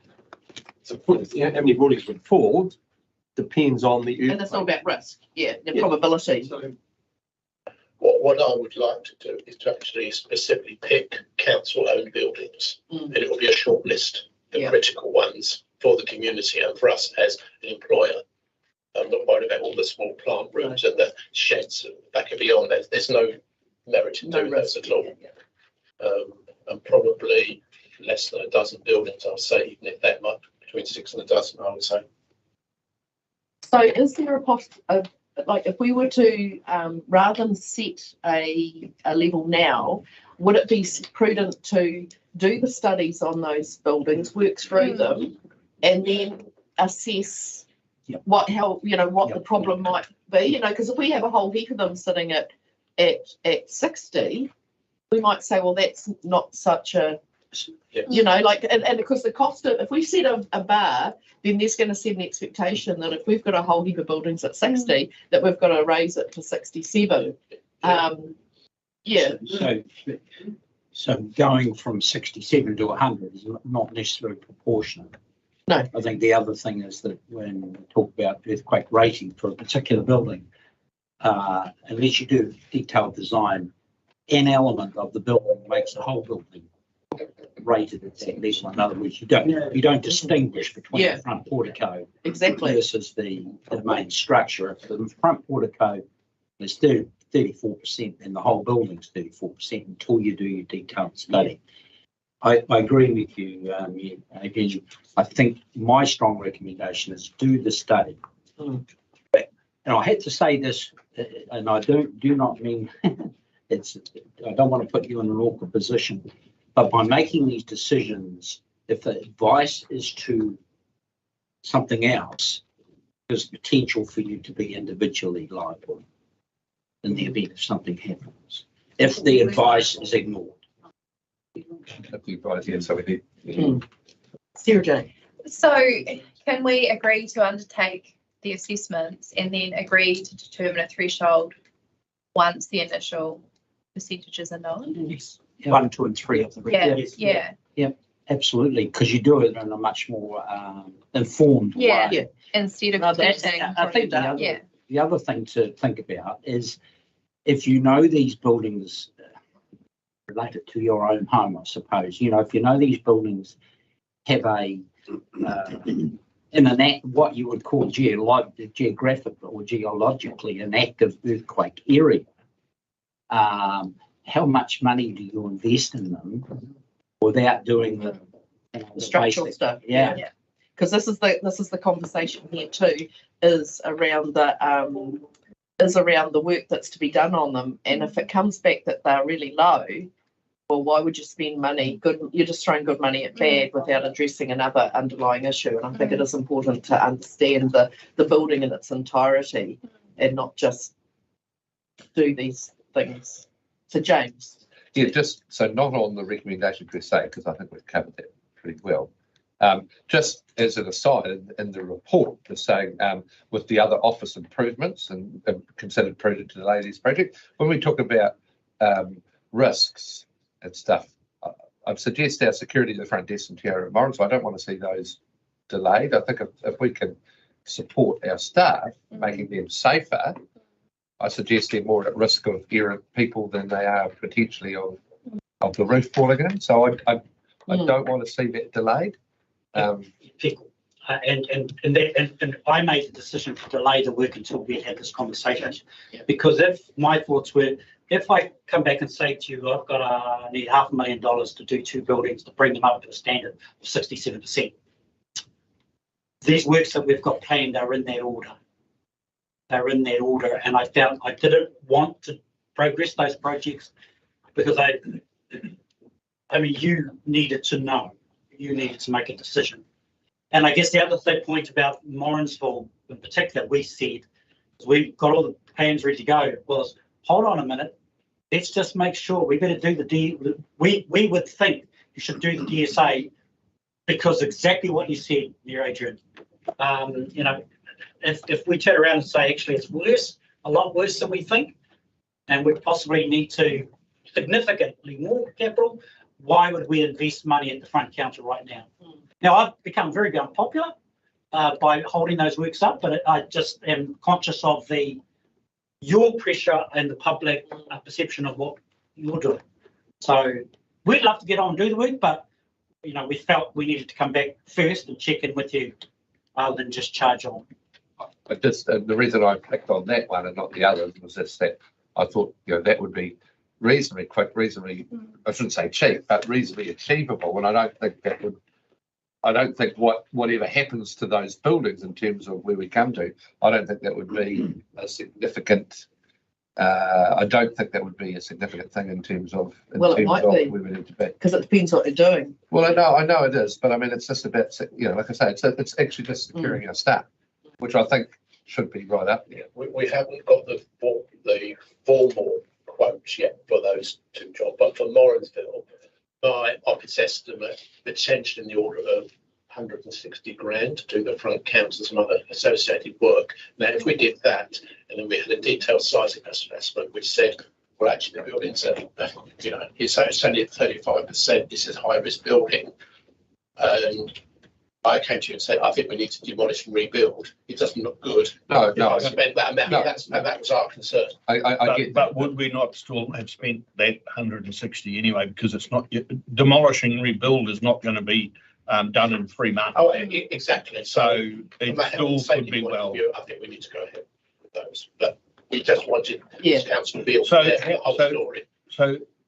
So you said 20 to 50 grand for each building. How much are you asking for in respect of getting these assessments? Well, what I would like to do is through my manager is to do which buildings we want to do an initial sizing assessment. This building will probably be one, and which buildings we want to go straight to do a detailed sizing assessment, and then we can get prices on that, and then that can come through to this council. So that's where you go.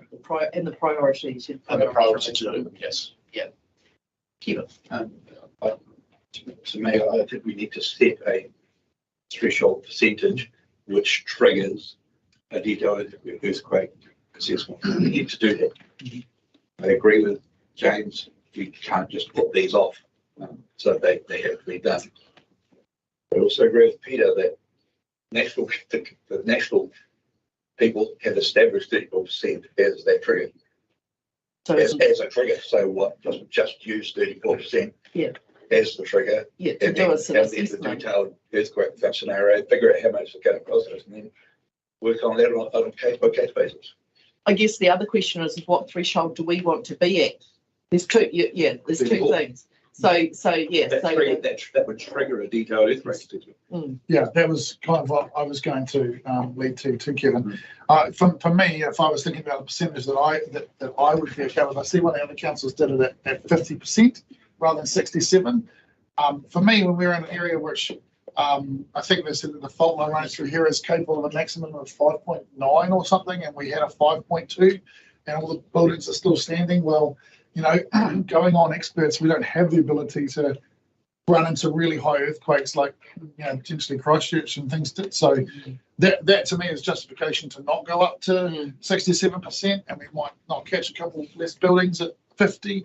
And then, like Kevin says, maybe we're only testing the buildings that fall below maybe 67%. So we've given ourselves a little bit of a higher threshold from what we're setting as far as the testing goes. But yeah. So just to be clear on that, because there's two thresholds here. There's a threshold to require a detailed assessment, and then there's a threshold to what we set our buildings to be at. Yeah. So you're saying... I'm saying set the threshold for a detailed assessment at 67 or below, and we require the buildings to be 50% or above. That would be my, because you're going to encapsulate this one. So, I mean, if you look at the figures in here are right. If 1 in 20,000 of dying in a car accident, 1 in 100 to 1 in 200,000 of dying in an earthquake. You're more likely to die driving to the library than you are by being in the library. So that's a little ironic myself. I'd say to me, 34 is adequate. So just to be able to move forward, Caleb, sorry. I've been listening to you all. It's been quite interesting. But I'm on Kevin's team here. 34% across the board. Like it's the national standard. That triggers assessment. That triggers an assessment. Absolutely. 34, and then for our buildings, 34, because then it's consistent, and then we're not giving out mixed messages, and everyone can see that we're holding to our own standard. And also if we can allow more people to make the upgrades necessary if they are close to the 34%. But I don't see why we need to have two separate standards when we have a national level one that is perfectly good in my opinion. Yep. So just again to clarify, that is to do a detailed seismic assessment on, and is there a desire you want to leave it at 34% for a council? Yes. Setting? Yes, for both. For the both. When you're bringing in an assessment, 34% for council buildings, 34%. James. No, you go, James. You've had your light on longer. Okay, so I guess probably the information we received, fine. Undertake an initial seismic assessment on key MPDC buildings, of which Roger will provide us with a list. Yeah, basically what those are. I guess just picking up on one thing you said, that there's some you'd go straight to the detailed seismic assessment. Like, which ones and why? At this stage, Tiara Library and Morrisville Library, because they're relatively low. Yeah. So that's based on the initial seismic That's assessment. based on the initial, which is, that is only basically a paper exercise and a visual look around the building. So the detail is invasive. So right. So the initial seismic assessment is essentially a desktop exercise. Correct. And that technique for all the it's not, because it's been screened by building control that they're all above 34%. And that's to do with the construction materials and the year they were built. Yeah. This building, I've been asked, what is this building? We've never had it rated. And I think it would be prudent to have an initial seismic assessment on this building. Absolutely. What Mike said, if I may just come in on that, if I don't think, in retrospect, look at this, we want to set a, say, 60% or 67%, because if it came back at 59 or 66, we've sort of tied ourselves up. Exactly. Yeah. So that was my point. So that's fine. So the initial assessment. So the other point, just picking up on what Kevin said, is that I think that the council should decide today what the threshold is for the initial thing to trigger the detailed seismic assessment. I don't think it should be 34. I think it should be 67. But I think the council should decide what that is to trigger the detailed one. Yeah. And then in terms of what the so then whatever, we get some that go through, the detailed seismic assessment comes back. I don't think there's anything in here at the moment about what we view as, certainly not in the recommendation, is that the detailed seismic assessment, depending on what that comes back at, it's either, if it's above that, that's fine, just carry on business as usual. If it's less than that, there's some remediation. And I'm wondering if that one should be a range, a narrow range, something along the lines of what Roger, basically picking up on the thing that Roger said. It's like we said at 60, something comes at 59, there's some sort. So in other words, give some sort of range where, you know what, if it's within this particular range of 15, plus or minus 10, 65. that we can consider these other factors. So I think those are the three pieces of information that we should give. My preference, and I really like what Dane said, I think that the percentage MBS less than 67, i.e. the outcome from a desktop exercise, less than 67, should go to a detailed seismic assessment ranked according to a risk profile based on usage and whatever. And then, sure, once the detailed seismic assessment is done, 55 to 65, I don't know. But we worry about that when we know, we understand the complexity of it. I don't agree with that, because surely the decision on the threshold for remediating the building should be done on first principles of, like, we're concerned about the health and safety of people using the building, not on the cost. So I think that those things, I think we should establish our health and safety levels of comfort and and I think really it's about what the community expects of us. And I know there's a lot of grumbling when we've closed buildings for health and safety type things, and there's always the reference to the national standard 34%, and anytime I've needed to go into detailed discussions about why that is and what that means and where the additional obligations sit as community facilities, it's much easier to look up. So yeah. So 34% is a historic figure, probably driven by a mix of politics and economics, as opposed to a health and safety, and it goes back decades. Just as way of thinking about this in a slightly different manner is, would we design a new building to have an earthquake tolerance of 34%? Clearly not, because of the amount of steel you have to put in. Well, if we were purely talking economics, you might say my risk tolerance is 34%, and therefore I'll design a building. It'll be cheaper. The risk is low. Blah blah blah. The fact is that there was a lot of lobbying to have the figure remain at 34%. I mean, if you ask the Society of Earthquake Engineers, they probably wouldn't accept anything below 100%, because they look at it from their perspective as a professional to say, hey, we are an active earthquake country, we're the Shaky Isles, our building standards, the consequences of a major earthquake on our building infrastructure is huge. And therefore, if we've got time, we need to work toward that 100%. I think it's, look, I understand the conflicting, but if you're setting a standard of 34% or 67%, is it to save money? I mean, The difference between 57 and 34 is huge. I mean, is that the driver? Is that the driver, as opposed to saying, as the owner of public buildings, do I have a responsibility to ensure that those public buildings, accessible by anybody, meet an appropriate standard of structural strength? And our staff. Well, yeah, I do worry about them too. Well, it's both. That's the reality. It's staff and public.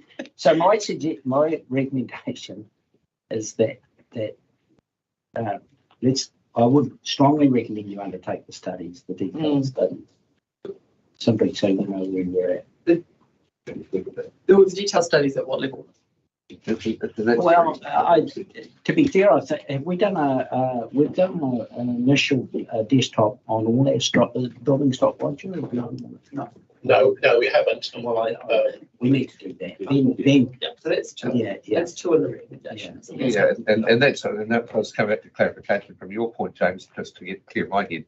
If we did the desktop, you're basically saying that anything under 67 got the detailed stuff.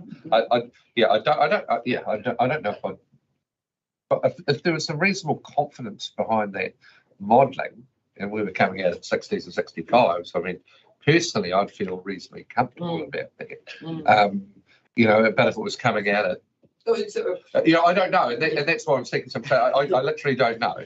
I'm trying to seek some clarification about what you were suggesting, but I'm saying if I did my models and say, hey, that was built in the materials are boom, here's all the detailed building inspections from that time. It comes out at 60 whatever, or I'd be personally, I'd be comfortable with that without having to go to spend $200,000 or whatever. And that's fine. So I guess it's really just about What's the figure? What's the figure? Where is that figure? Yeah, right? yeah. The reason that I was going to, because it's part of that, the reason that I said those kind of numbers, 67 and then setting it at 50, is because you're going if you can set the bar lower if you're testing buildings at a higher thing, because you've picked up the ones that are above that 50. If you set it at 50% down the track, you've picked up those ones that are in a bit of a grey area that may or may not fall under the 50. You're going to go a little bit higher, and then you've got confidence in the fact that if you set it lower, you have picked up those slightly higher ones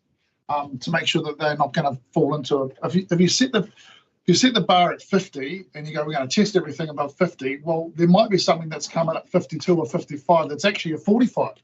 So by going up to that past your 50%, if that's where we to set it, to set the testing, then you're not going to pick up anything that potentially might fall below where you set. Because the desktop is only a desktop, and there's a variation between. It might be worse or it might be better. But a 45 is still well above the 34, and I'm not saying I'm not saying that's the goal. It's but there'd still be confidence that it would be okay. So. No, I've got a side issue on this, so you can pass the recommendation and come back to me.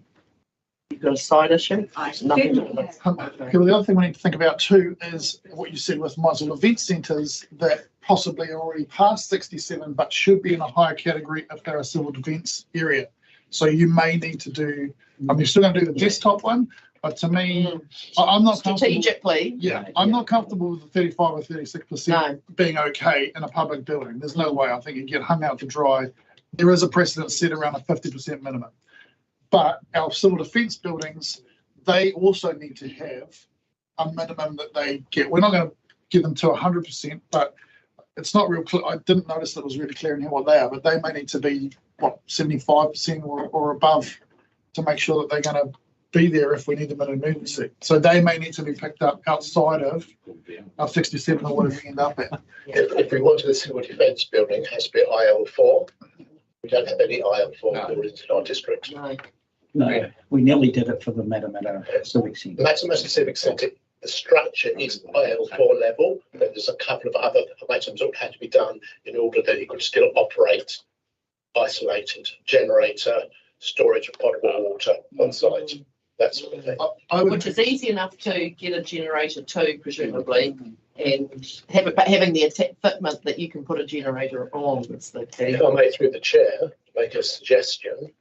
That I just sort of thought, we do the initial size assessment. If it comes above 50%, we do not pursue it at this stage. If it's below 50%, then we go for a detailed size assessment. Yeah, that sounds sensible to me. Yeah. Listening to the conversation. Yeah. I know what you're saying around there might be some that fall under it, but I guess that they're generally pretty accurate, aren't they? Yeah, I mean, I guess I guess we'll do the detailed seismic assessment. Like, surely it's just going to be ranked anyway. The investment in terms of the detailed seismic assessment. So I'm just really uncomfortable. Let's see what they look like. I think if we proceeded with that, then for the ones that fell under the 50, and when we did the detailed, I'd hope there'd be some degree of confidence from that would ensue from what you're talking about, Roger, and so I'd agree with that point. It provides a greater level of confidence. Yeah. It also informs the structural upgrading that's required. If we want to go down that. So we'll head to the recommend. Oh, Kevin, you've got something else you want to say? I was going to say 45%, but I think we need all of the buildings initial, We need to know initially what done they- anyway, because if they all fall under 50, under 50%, are we closing them all? I mean, you know, we're gonna live in it, we're gonna have our library in a marquee on the domain or something. We don't want to create something of a problem for ourselves either. I mean, So the ratepayers paying the rates to have these facilities open, and if we get under 50% on all of them, what do we do? Close them? Well, I guess the I thing think- is, I the think- point here is it's not the whole building that's the problem. It might be part of a building. So you then how you manage the risk around those parts. Bruce.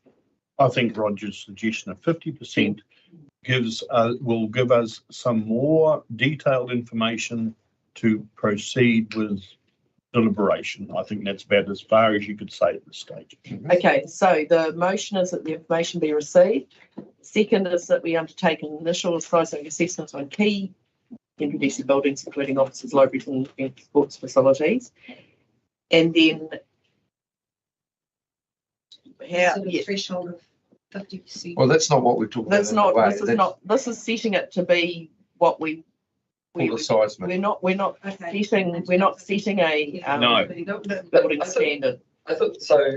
Consider the threshold of which, I don't know, determine the threshold acceptable. Oh no, yeah. Sorry, so it's Number 4. yeah. So I guess that's like Yeah. Threshold acceptable to council once the initial NBS is known. Yes. Yeah. Thank you. And then if below And if below the above agree to a thresholds, detailed- agree to a detailed, yeah. This is just asking what, so are we going to determine a threshold of 50% as number 4? And below that, when we agree to a detailed seismic That assessment. just triggers the detailed. Seismic. That's exactly right. If it comes back under 50, does that oblige us to do the remedial work? We come back at that point. And probably prioritise. Determine. We're trying to find some information. We're not setting at what point we No. close a building. It doesn't lock us into there, but we look at the buildings, I think in its entirety. Yeah. in each- I think that's a reasonable way I forward. think Perhaps it should be worded that if the initial seismic assessment comes out below 50%, then agree to a detailed seismic assessment. Yeah. But we're only testing buildings that are up to 50% anyway. So what's the chances of a building coming like over 50? That's, you know what I mean? Yeah. So operationally in my head, what I think would be good to come away from this is that Roger undertakes the initial seismic assessment on key buildings.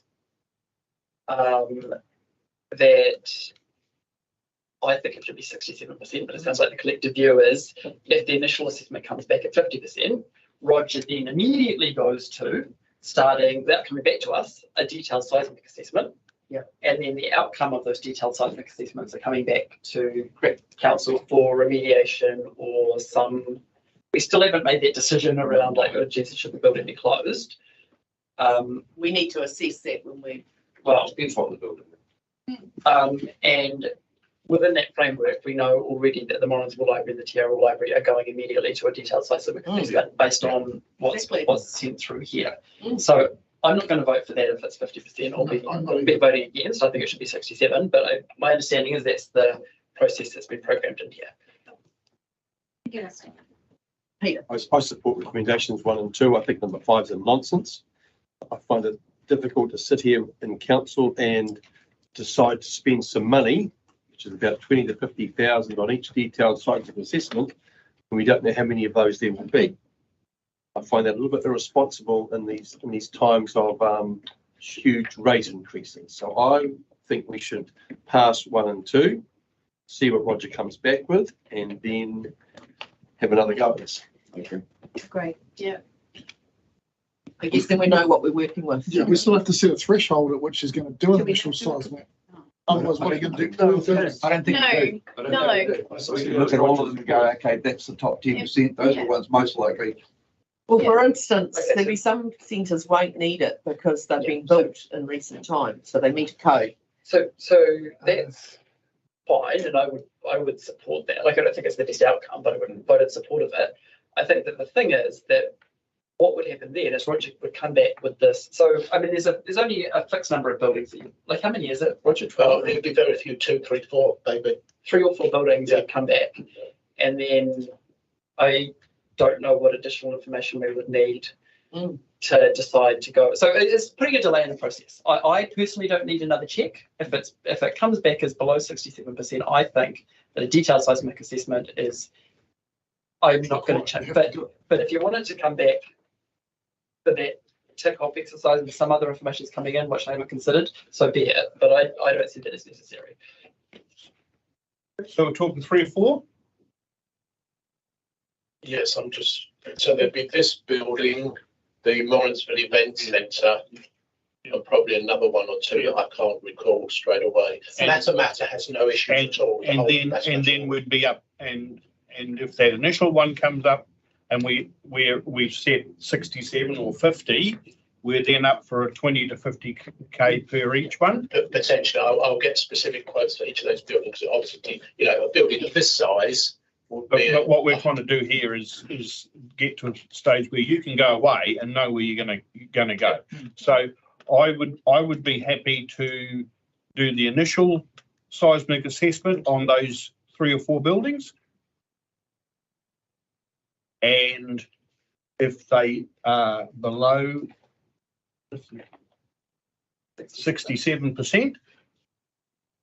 No, well, I was going to say initial seismic assessments on buildings below 67. Yeah. And then you do a detailed one on buildings below 50. But we don't know what the initial one is until they've done it. Yeah, we need the initial seismic assessment. No, but where are the ratings coming from we've got now? They say they're at 35. Those have had initial seismic assessments all done.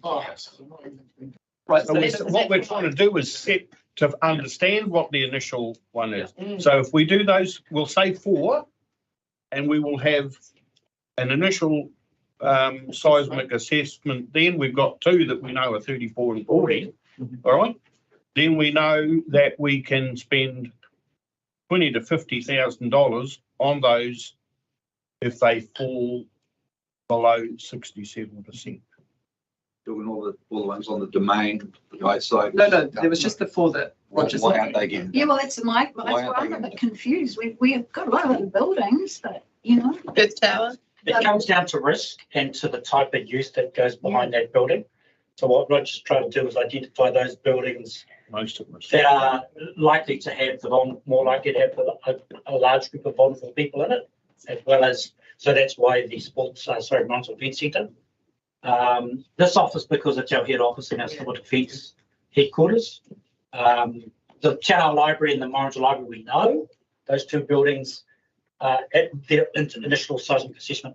Matamata, the Civic Centre, the Manama Library, all good. 100% of the cut. So, yeah, if I was working in the island in Tiara, I'd be gutted that you didn't value my life as much. You're talking 2 or 3 people, it's weighing up the risk. 3 people are dedicated to it, I'm sorry. So just to be clear, building control have been through TA and have told us which of the buildings they believe are below 34%. Yeah. So that exercise happens of its own process, and that's been happening. Now we're looking about 67%, so they're under 67. Well, we are not identified those other buildings as the high priority at this point. Here comes Dennis. Dennis has been listening. Sorry, Madam Chair, I've been listening, and I'm not talking about what council should or should do about the level of buildings. I'm talking about earthquake-prone buildings. So the legislation came out in 2017. It gave council, it required council 10 years to determine whether buildings were potentially earthquake-prone. Not earthquake-prone, potentially earthquake-prone. If in the priority areas, you had to do that in 5 years. We've done the priority areas, which are the 3 main streets of each of our towns. We've looked at those buildings, we've notified the owners that we think they're potentially earthquake-prone. The rest of the council area, we've got 10 years to do it. That is going to cover everything, as I said from somebody, all the buildings on our reserves, including the grandstand out here, Bird Tower, everything else. So within 10 years, we as the council building unit have to try and determine whether a building is potentially earthquake prone. We then say to council, we believe these buildings are potentially earthquake prone. You tell us otherwise by doing an initial assessment. That initial assessment will cost about $1,500. Is that right? But that might be old figures, but $1,500 to $2,000. That will come back with an NBS of X. If that X is 33 and below, then we will send council a letter saying your building is earthquake prone. You have 25 years to fix that. So the Act says you've got 25 years because we're in a medium zone. And in the priority areas, i.e. the main streets, that's 12 and a half. It's half of what it is normally. So we've done the priority buildings. We haven't got to the other ones yet. So we haven't actually started issuing those notices. I absolutely think Roger's doing the right thing. We've got our own buildings. We've got our own staff. We're moving ahead. I heard somebody mention about the schools. The worst buildings in the country are the Nelson blocks at schools because they sit here like this and they just fall over like that. But that's for the Education Board to deal with, and they're working through that. So really all that we're trying to do at the moment and what Roger's trying to do, and I think all that you need to do at this point in time is to just authorise Roger to do the initial assessment on the council buildings. Yes. Yeah. Once you've done that, you're going to find out X number of buildings are this level. When you come to deciding whether you set 67% or 100%, I think you have to look at that in terms of each individual building. Yeah. Because a storage building on such and such a site that nobody's in, who cares if it's only stays at 35%? A grandstand at a rugby game that's going to hold a whole lot of people, you might want to make 100%. And besides which, when you do the detailed assessment, you might find, as Don said earlier on, that it's actually only the veranda out the front that's causing it to be lower. And if you pull the veranda off it, the building's perfectly all right. So I don't think you want to make any decisions around the 67 or 50% or whatever until you actually understand what all the buildings are at. And that's what I was saying. So the first stage, I think, at this point is let's get an initial assessment done because you're going to have to do that by 2027 anyway. So we can do that. Yeah. Cool. Thank you for that direction. And that only leaves the question, which I've got a little bit of an interest in, as to the things that have been put aside, i.e. the air conditioning and the planning unit. Do you go ahead with that or do you set that aside until you've gone through this process? Just open the window. Over the window. Doesn't quite work that way. Yeah. So I will leave you with that, but I just thought, the legislation is pretty clear about earthquake prone buildings. So what percent of the earthquake prone? So what are we passing? Anything below 33 or below is earthquake prone. 25 years, I think I'm out under that. And that doesn't mean to say that anything 34 or above, the building won't fall down. What it is trying to say that if the building falls down, it'll fall in such a manner that you're likely to be able to escape. The building will be stuffed, but it will only fall to an extent that you're likely to. Now, if you happen to be in the wrong place, you might not survive. Okay. So, totally logical. Just a quick question, Dennis. The 34%, is that an outcome from an initial seismic assessment or a detailed seismic assessment? No, that's the initial seismic assessment. The only thing that will give you that percentage, the thing that gives you that percentage is the initial assessment. Okay.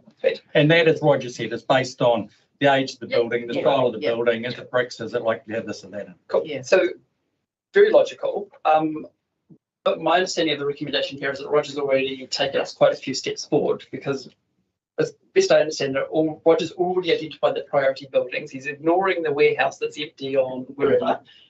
We're only talking about the full buildings, and you're just looking for direction to say basically if it comes back at some level, can you proceed? But it sounds like So can I just jump in there? So he has already found the initial assessment for those couple of buildings, and they are quite low. Yeah. So the other question you might want to say is, yes, we know these ones. Roger, go and find the rest. We know these two.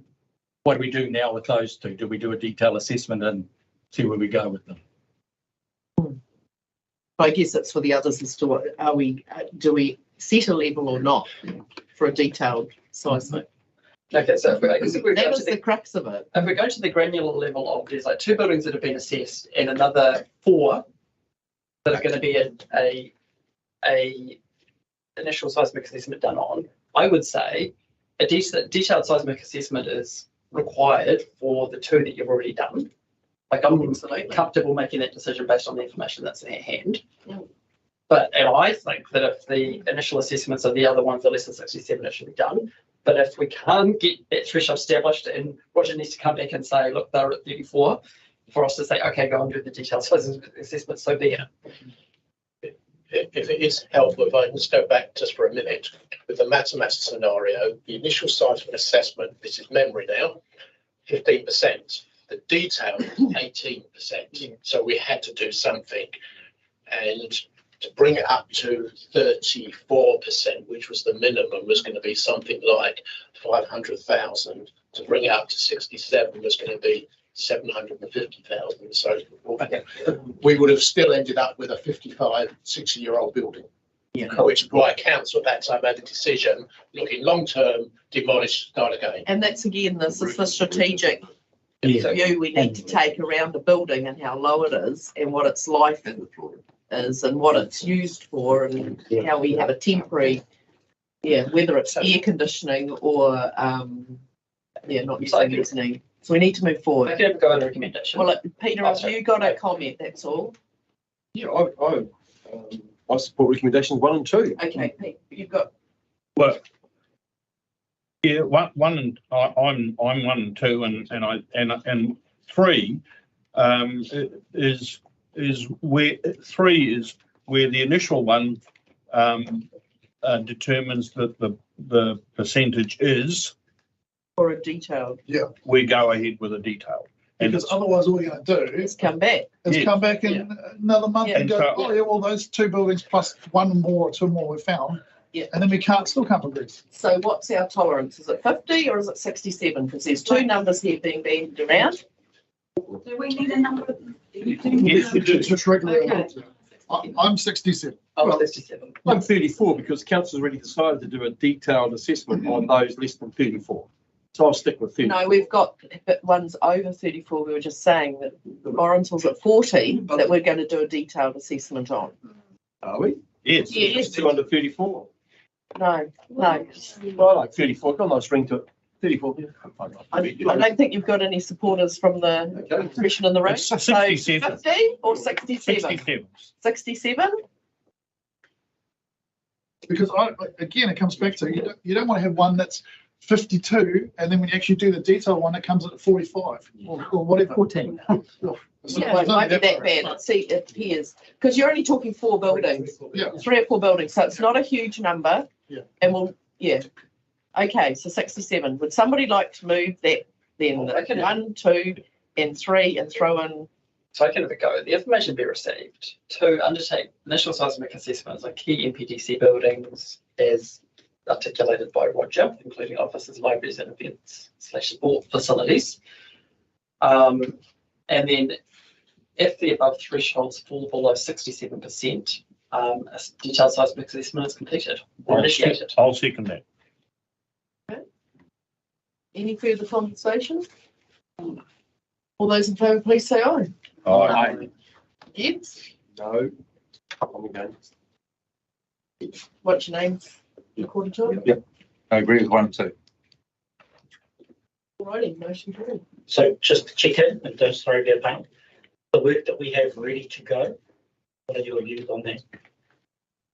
Which those are as in delaying the safety. So we've got this. The staff safety, I think, is quite important. 4 of them, so there's the Security of front desk area, Yeah. Tello Morrinsville, pre-ventilation office layout of the last planning office, refurbishment of the Tello safe, staff cafeteria. So I guess the question is, Here's my light on. okay. Here's my moment. Oh. Here's my moment. I know we're not staff, but we're the only ones that don't have any security.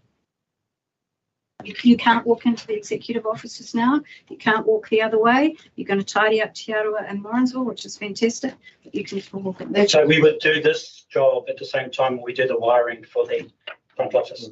We could still do it on its own. But just in terms of Just to highlight. but the council actually isn't the only one. We've got people working alone at Fair Tower. got people working late on the weekends at Sure, outside. I know, but So- we discussed the issue. So we do have your job on our thing to drop this off. Thank you. But yeah, safety is going to be an issue at those outlying facilities, no question. Yep. No question. And I think the question you raised around the work to be done is these assessments isn't going to trigger that the building's going to be pulled down in 6 months' time, even 18 months' time. In the meantime, there's still things to be done. Yeah. I don't know whether how much is like, I guess it's a priority is how long do you, if depends on the building assessment, what the initial assessment comes back as, it becomes a bit of a judgment, doesn't it? As well, what is going to be needed? We can't just blanket and say, oh, don't do the cafeteria,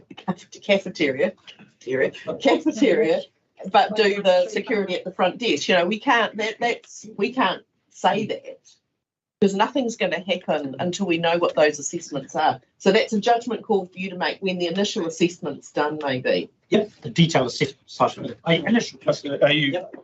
I think we said that. I'd just be saying to you, you go ahead with it when it is practical to do so. Yeah.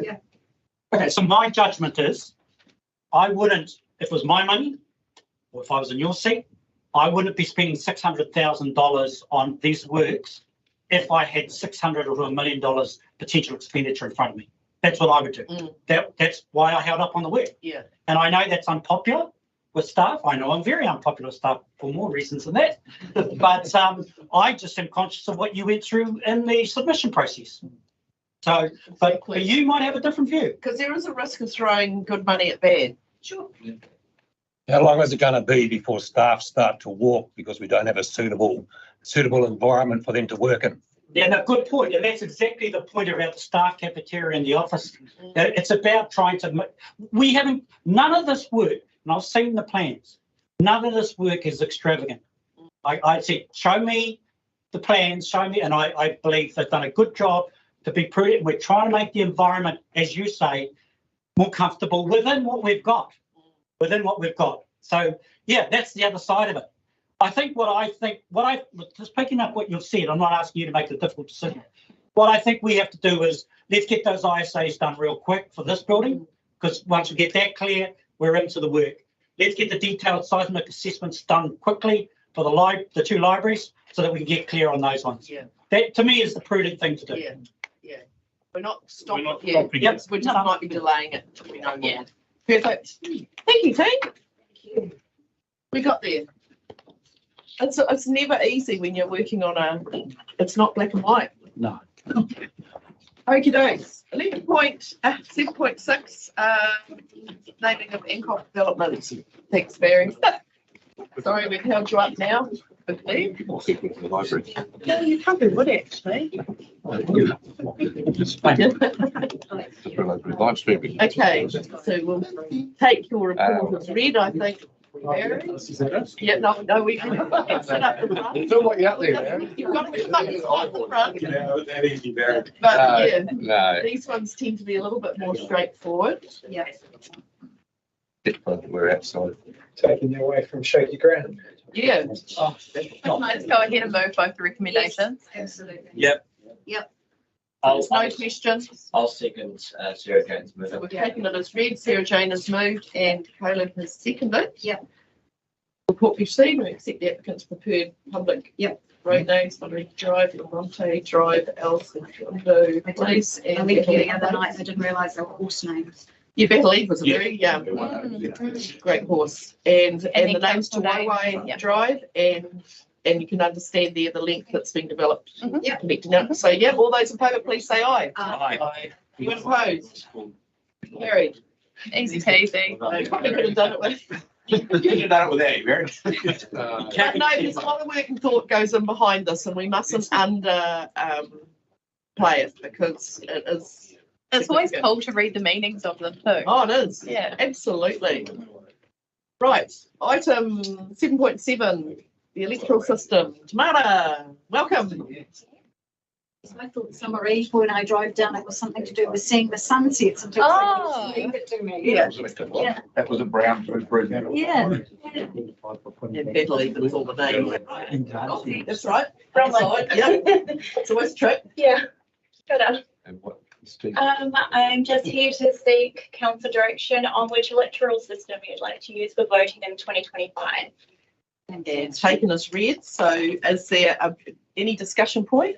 Probably my number, Sarah Jane, you've got. I was just going to say STV is so unreliable and complicated. Yeah, and I would probably add that our council is quite small, and when there's several nominees or people standing, that's when STV becomes quite important, because if there's 5 people standing for mayor, you kind of do need an STV system to move this so that you get a 50% person that's got 50% of votes in some way. I think that's probably the critical note. We are a small council, and I think at this point in time, first past vote. And 90 grand to do stuff. It's simpler, but I'm happy to move the information we received and that the council confirms first past the post electoral voting system for the 2025 triennial elections, and this decision be publicly notified by the 19th of September in accordance with statutory requirements, including the public's right to demand a poll on this decision. Russell, you had your light on. You'll second that? 1 and 2. 1 and 2. Yep. Cool. All those in favour, please say aye. Aye. Can we also let the public know that if they do want a poll, it's going to cost $90,000? Well, I think this is part of the decision. I don't think people. No. But just, and I agree with, obviously voted with it, but can we just keep some pressure on these, the online voting? They keep going on and on about lack of engagement. Well, guess why? Yeah. Sorry, I mean. Who posts the letter? It drives me dipping. We can do it with Fonterra, we can do it with Dairy NZ, we can do it with all that. There's no less security than the postal thing. I just do not understand why it is so hard. It was discussed at our mayoral forum when we were talking about it, It drives me round. It drives me round the flipping twist. You want engagement, it's not getting 16-year-olds to vote, it's getting this sorted first. I guess the challenge too is around AI and what that will, around the integrity of the system. But we're posting less and less letters, and if 16-year-olds get to vote at the next election, well, obviously they're going to have to enroll. So we post them something, so it's adding more cost to the. It was part of the review for local government, wasn't it? Yes, and we agreed that it wasn't a priority when we. Right. Yeah, but Kieran McAnulty's carried on through in the public system, so that 16-year-olds are voting in the local. Oh, no, I meant the online voting. Wasn't that in the review? No. Oh. Anyway, thanks, Tamara. We have passed it, so we will move on. We now move on to 7.8 and the 23-24 development contribution fees. It was in my class. Oh, yeah. They're very snooty, so. Yeah. That's why they're in Rowena, because he was the Liberian. Yeah. That was so funny. They were good swapping of the vote. The library. My kids were down here. Yeah, there's an error in this TV, right? And they get told us. So how was it weighted? How was it weighted? Just the person with the lowest votes. Okay. And then the second one. There's second choices. So So basically you would rank the people that want to it, and you rank people. His first choice, I mean, was dropped off. My second choice is Kevin, within Kevin's vote. Okay, people. We, Bring it up. I'm happy with first. well, I think unless you want us to jump to the local alcohol policy because Laura's here. Yeah. For the significant engagement. Okay, we'll just jump to item 7 with 3.9 of significance and engagement policy.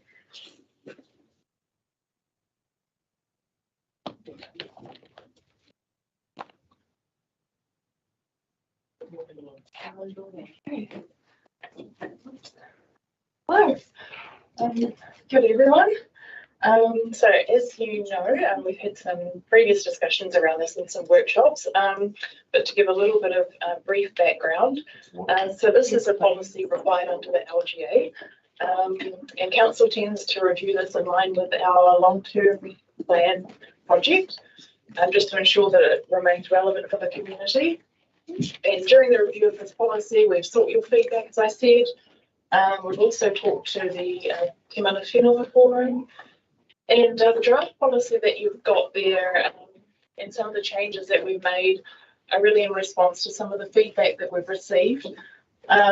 Trying to get the balance right between providing some better guidance and determining significance and providing some examples of some of the engagement that might be used, and also adding in when engagement might not occur. That was something that was identified as maybe being missing from the current policy. So as you can see there, the major change that we're proposing is to move to more of a scale of significance from low to high. And we've incorporated a series of considerations. Again, it's trying to find that balance between providing the right level of guidance, and also we haven't included any specific thresholds. So that allows each matter to be assessed on a case-by-case basis. And so following our last workshop, we've sort of gone through, got rid of a few duplications, reorganised the policy. It does contain quite a high level of detail. That is really due to the requirements of the Act, stating that we need to set out policies and procedures and how we will determine significance. And I just wanted to highlight a couple of things just before we move to questions. The first thing is the strategic assets list on page 12 there. This is quite important, as any transfer of ownership or control of a strategic asset must be in the LTP. So we currently propose to keep the same assets. We've kind of streamlined it a little bit and incorporating some changes to the parks classifications. So if council wanted to remove these due to their updated classification, then we recommend consultation with the community. And also I wanted to add something into the policy that you've got there, and that is around that the assets listed refer to the asset as a whole. So I just want to add in a sentence there into that section.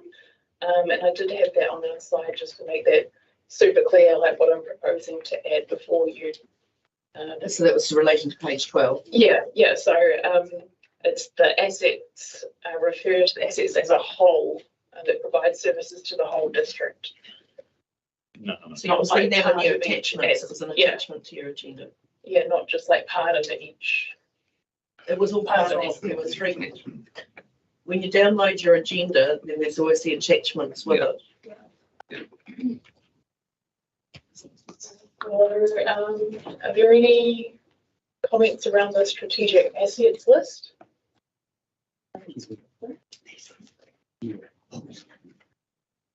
We haven't done it yet. No, we haven't done it yet. Oh, I thought it was the third. No, we moved because nobody was here, so we didn't get. Apologies, I just I've been upstairs and I've been. Yeah, no, we're just doing the significance of engagement policy. We jumped around. Yeah. So is there any feedback to Laura around the assets and the list there? I just had one. Oh no, it wasn't about the assets. I'll ask a question anyway. Yeah, okay. It's so number 7, we will take into account the following matters when assessing the degree of significance, blah, blah, blah. And it says recognising multicultural values and their relationship to land and water through whakapapa. Shouldn't it be like recognising the impact? Because I mean, by recognising it, is that really signalling any, likely to signal any degree of significance? Sorry, what page are you? Item 7 on page 3. Thank you. Page 3, thank you. It's just the way that it's worded compared to the rest of them. We could definitely update that if you think that would be more. I just think because it's just worded differently. That's all, and it's the way it's worded. It's not likely to flag any sort of consideration or anything.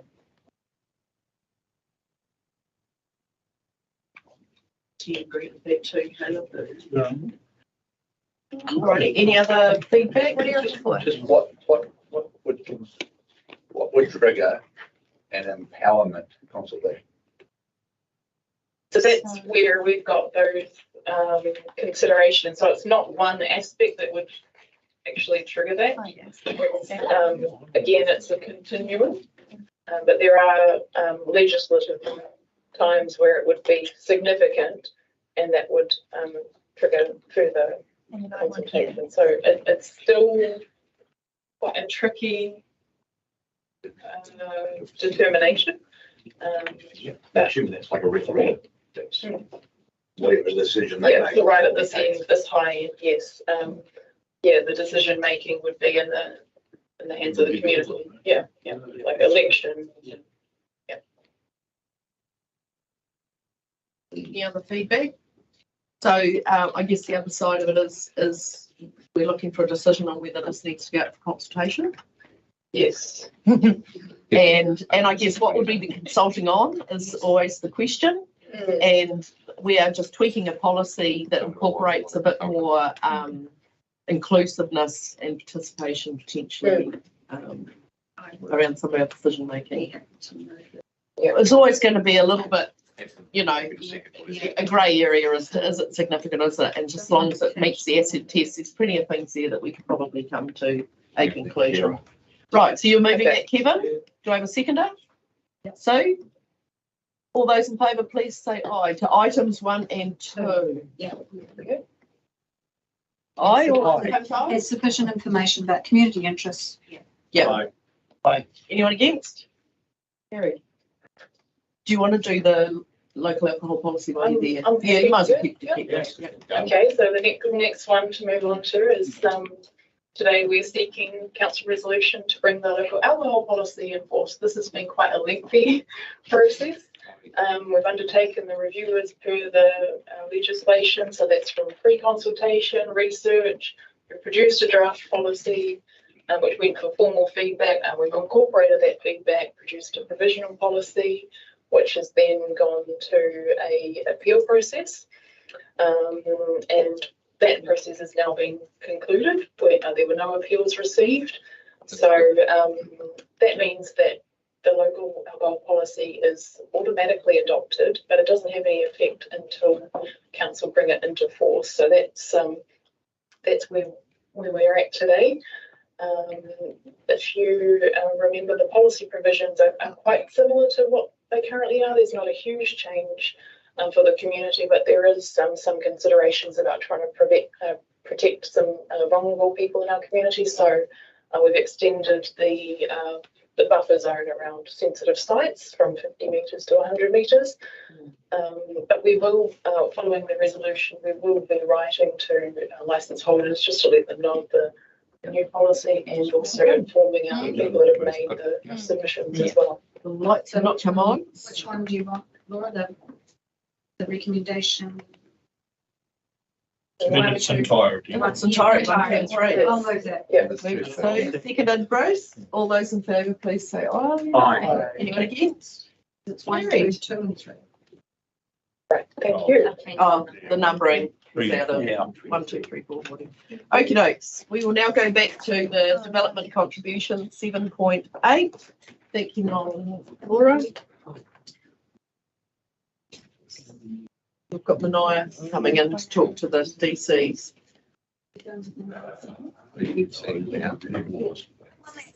Yeah, so it's click on that. With our client. Thank you, Mayor Adrian and council. That's right. So, sorry to have you go run up and down the stairs. That's all right. I didn't think this was on. But anyway, it is. So this is just tidying up. We've did a miscalculation in our original fee schedule that was picked up, and we've been applying this fee since 1 July so that we could get it right. And we're just asking for council to formalise the correction of this fee, which will then advertise. We're not obliged to, but it's been our practice, so, since we've had the development contributions to do that in a very open and transparent way. So I'm happy to move that recommendation. And I'm happy to second. Perfect. All those in favour, please say aye. Aye. Anyone against? Very No, it's good. It tidies it up. So, yep. Righty ho. Have we got Mark coming down? Oh, what's this one? We're on to 7.11, which is the Piako. power code. Actually, we probably can address that while Mark's coming down because he's, then it's lunch. Yeah. Susan lost. Is there any, like, if everyone's read the item, has anybody got any questions for staff about it? I think it's very straightforward. Although I'm happy with it. Like, I think at the end of the day, it's, you're not going to stop The an recommendation easement in with this some power. And they put it discreetly and it's. it looked pretty good. Yeah. Yeah. I thought. Alrighty, so do I have a mover? Was that Sarah Jane? Yeah. Sharon, you put a hand up. So we have 1, 2, 3, and 4. All those in favour, please say aye. Aye. Yes, carried. Right, we will now break. The lunch will be there. And then we'll come back to Mrs. Mark. Gardner's husband. Yeah, he's thick. Oh, so you're covering it? Oh, that one. Yeah, I think we'll have lunch. Mr. and Mrs. Gardner's son. Right, so in live streaming, just going off. Thank you. We'll now turn for lunch. True. Yeah, but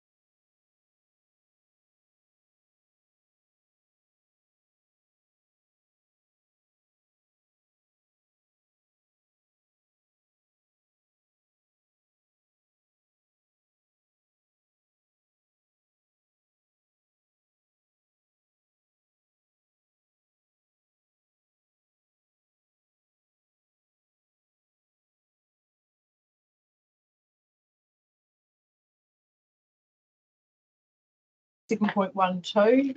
And we've got Manoa here and Mark, all those online, and also Nikki, the consultant that's involved. Thanks, Adrian. And just Mark's got he's ill, so I really appreciate him coming in. But I think it's important that he's here because I don't profess to know the technical stuff around this. Of course, we've got Nikki from Malone from Exist, who's been working with us. So we've got experts online. Well, there's Nikki on the screen, and we've got the experts online, and you've got me.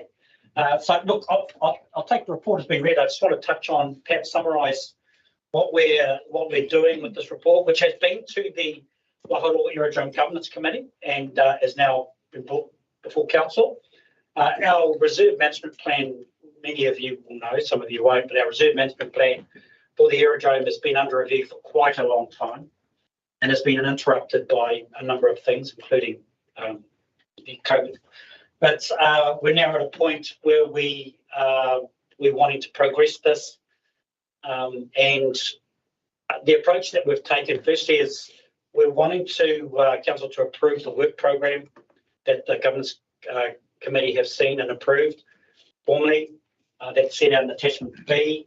We have introduced the concept of a master plan for the aerodrome, and so that wasn't part of our original work plan, but many of you have worked with master plans, and these master plans are not formal documents in the sense that they're not legal documents, but they allow us to express how development can occur within the principles and framework of a reserve management plan.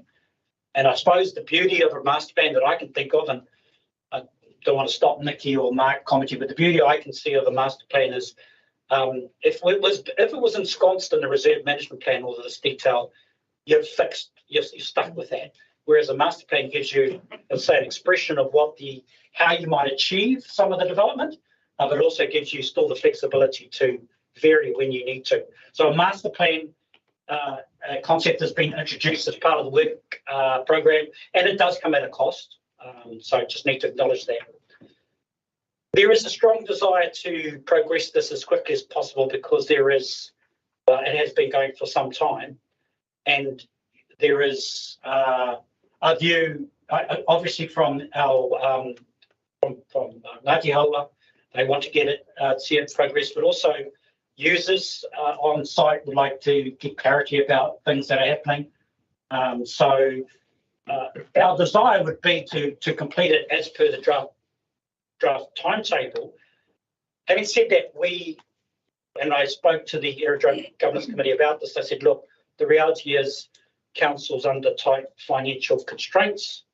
We don't have money. We have some money in our budget operating that we would normally have every year, but we don't have enough to do everything in that time frame in this financial year. So I said, please understand that council with its financial constraints may not be able to achieve the timetable.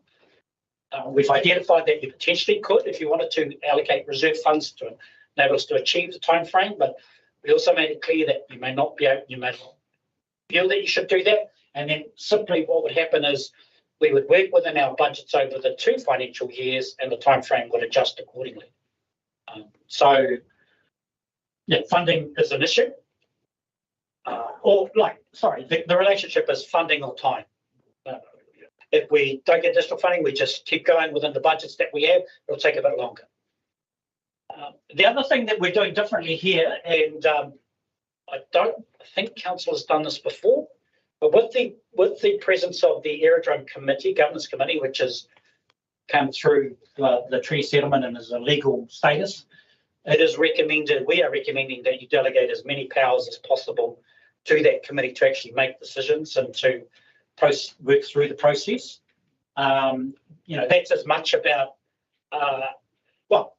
there's a number of reasons why. Obviously, if I can think about the relationship on that governance committee, we've got iwi representatives, we've got council representatives.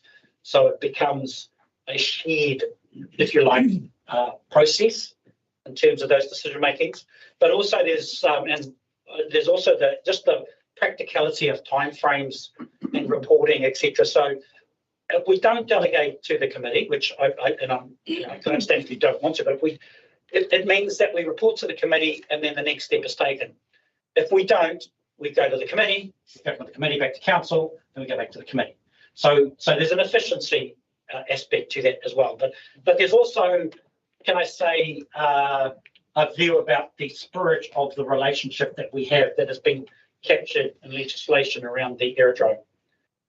So I can't explain the complexities of the land classifications, to be honest. It's been explained to me. But if you did have any questions about that, it's quite complex. There's a bit of one complex. There's a real mixture in there of classifications that we'd want to take the opportunity to resolve and if you like, make it consistent. I think that's pretty much my summary. I'll just invite either Nikki or Mark if they wanted to make any other. I'm sure I've missed something critical if they wanted to make a comment. Kia ora. I think you've covered everything, Manaya. Yeah, it's as per the report that was put forward to the Waharoa Aerodrome Committee in June. And there's the purpose, well, three purposes really for this work, which is the work program itself, which is developing the reserve management plan and a master plan and completing the classification once those two plans are approved, seeking funding to complete this work or stretching out the timeframes accordingly if that funding can't be allocated. And the third one is the delegations under the Reserves Act that are to be given to the committee. And that's it really. And it's probably to note, if you have any questions about that, happy to answer any questions about the technical stuff behind that. Just racing to put their light on.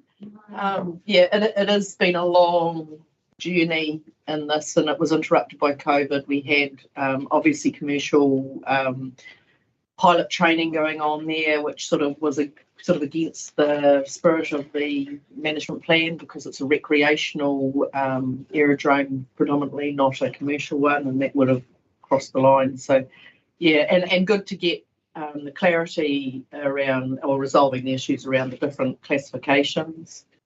Does make sense to obviously do a master plan, and I think that gives us a bit more negotiation between the users and iwi, because there are some difficult conversations to be had around the aerodrome going forward and what that means to the users and to the local iwi. So is anyone, no questions for the team? I'm sorry to hear your crook, Mark. Hope you feel better soon. And don't give it to your girls. So does anyone like to move motion then? If there's no, unless there's any questions for clarification, they're all quite clear. So if we delegate it, which I don't have a problem, you're just going to come up with a plan that says this is what we want to do with the site, basically. Because there are some pressing issues to do with the marae specifically and what have you. And this negotiation process should point the direction forward. And within that, thank you, Councillor Julius, within the process there is, it's a legal process for the reserve management plan. So there's consultations, submissions, all of that's specified. There's no getting away from that. That has to go through its due course. I think it is important to get it progressed, and I don't see anybody saying no to that the allocation of the funding from the community I'm happy to move it in its entirety. Move James, seconder. Kevin. All those in favour, please say aye. Aye. Anyone against? Gary. Thank you. Thank you. Well, it's been going for such a long time that I have to take it forward. Okay, and now the next one we have marked for is the pest management plan to protect the kauri, and obviously the kauri dieback disease. Yes, so good afternoon, councillors. I take the report as read. I just wanted to add one or two things to it. Just to add that the next step for us really is to do a bit of a stock take of where we have kauri trees and assess those sites and develop a bit of an action plan. We have been having some discussions with Ngāti Tumutumu and DOC, and we hope to meet with both of those in the next couple of weeks to share information and look at what everybody knows and is doing and potentially could do. So that's really the only update on that one. So is there a cost associated? Like, is there a budgeted cost?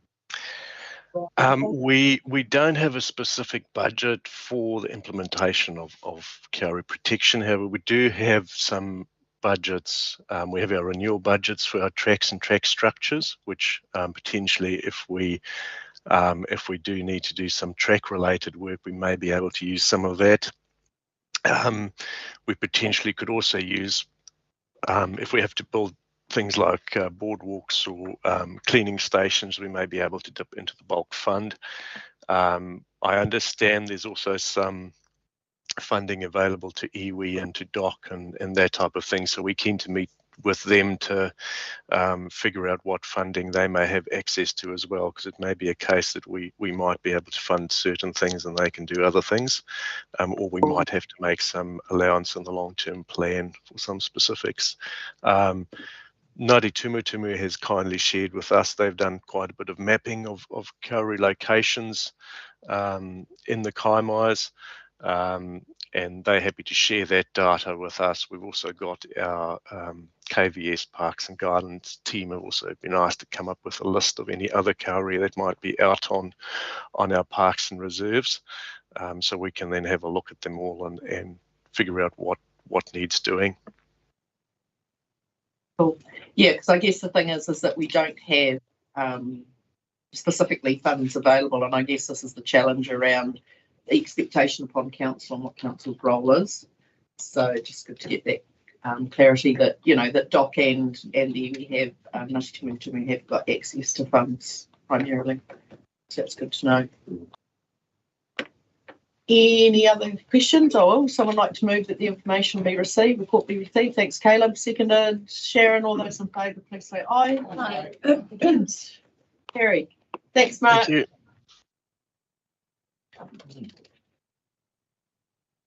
Alrighty, so now we've got item 8.2. I live in New Wood. Hauriki Golf. Oh, Commission's joining, and James can speak to it. I'm happy to speak to it. Okay, and the Commission's joining online, is she? Yeah. We just might wait momentarily. The north restricts their kauri dieback, or Waitamata, no, Waitaki. It's come, do I recall that the measures that they've put in place is helping or something like that?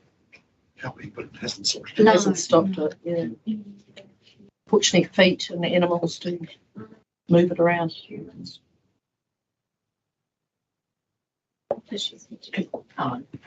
also just got in with James then, if you're happy to lead it, James, and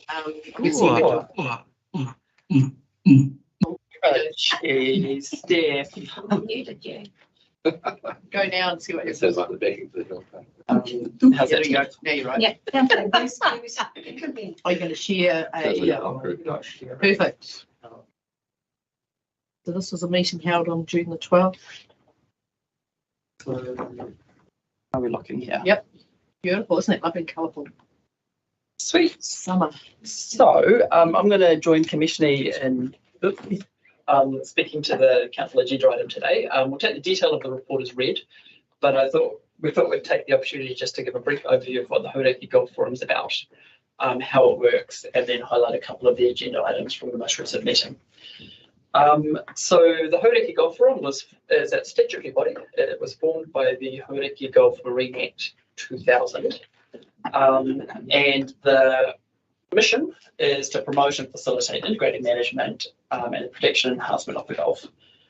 So the right to consult, the right to encourage, and the right to warn.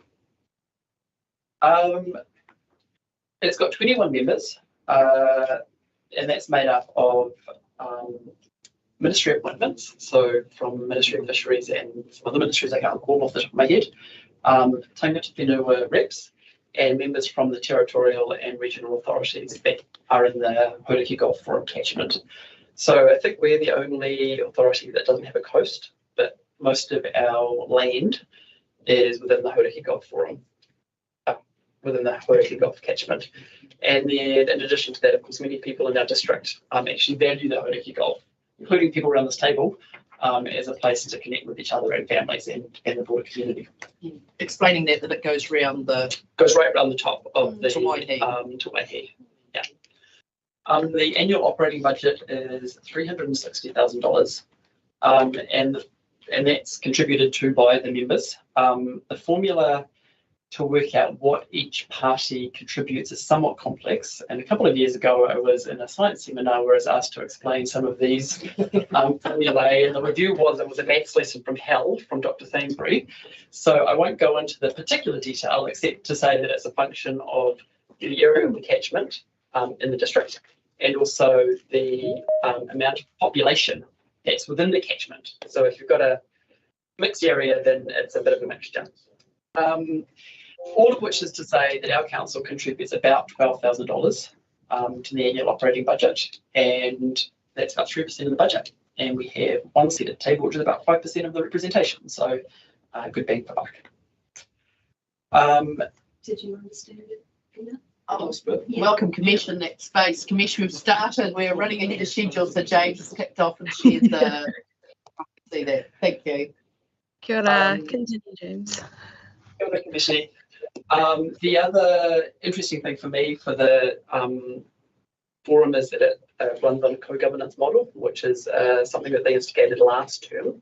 So there's two chairs. There's a chair elected by the Tangata Whenua representatives, and there's a chair elected who's Nicola MacDonald, and there's a chair elected from the territorial and regional authority members. And so Toby Adams is the co-chair. And there's quarterly meetings. So there's 4 meetings a year. The first one this year, was it the first one for the training, was cancelled because of the flooding in Auckland. So the one that we just attended was the first one on site. And that tends to travel around the area. So Commissioner and I are hoping to host one in Matamata-Piako at the beginning of next year.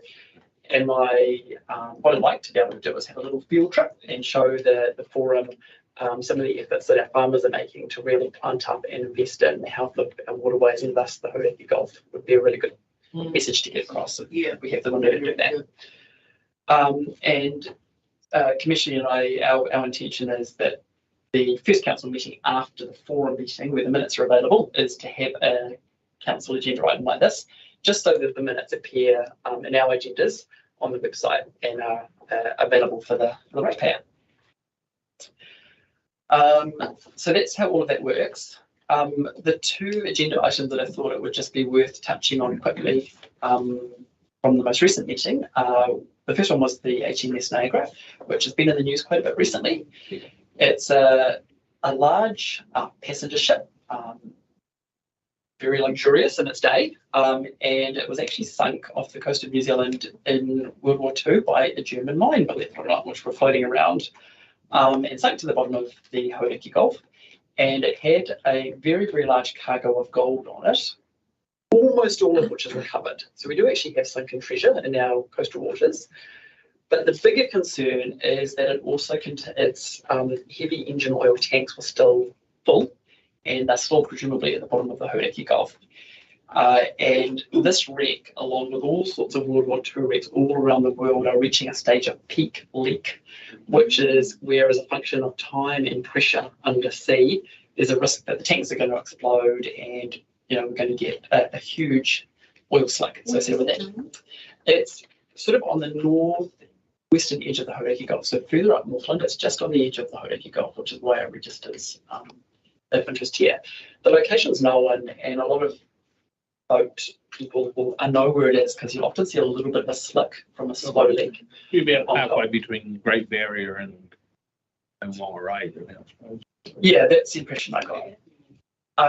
And the challenge with the HMS Niagara is that the manifests weren't quite what they were in the 1940s as to what they are now, so we don't know how much oil's in there and what that would look like in terms of a risk. The potential was about 1,600 ponds. And for reference, the remit over in the Bay of Plenty was about 350. So there's 1,600 in there, and it emerges it's a real problem.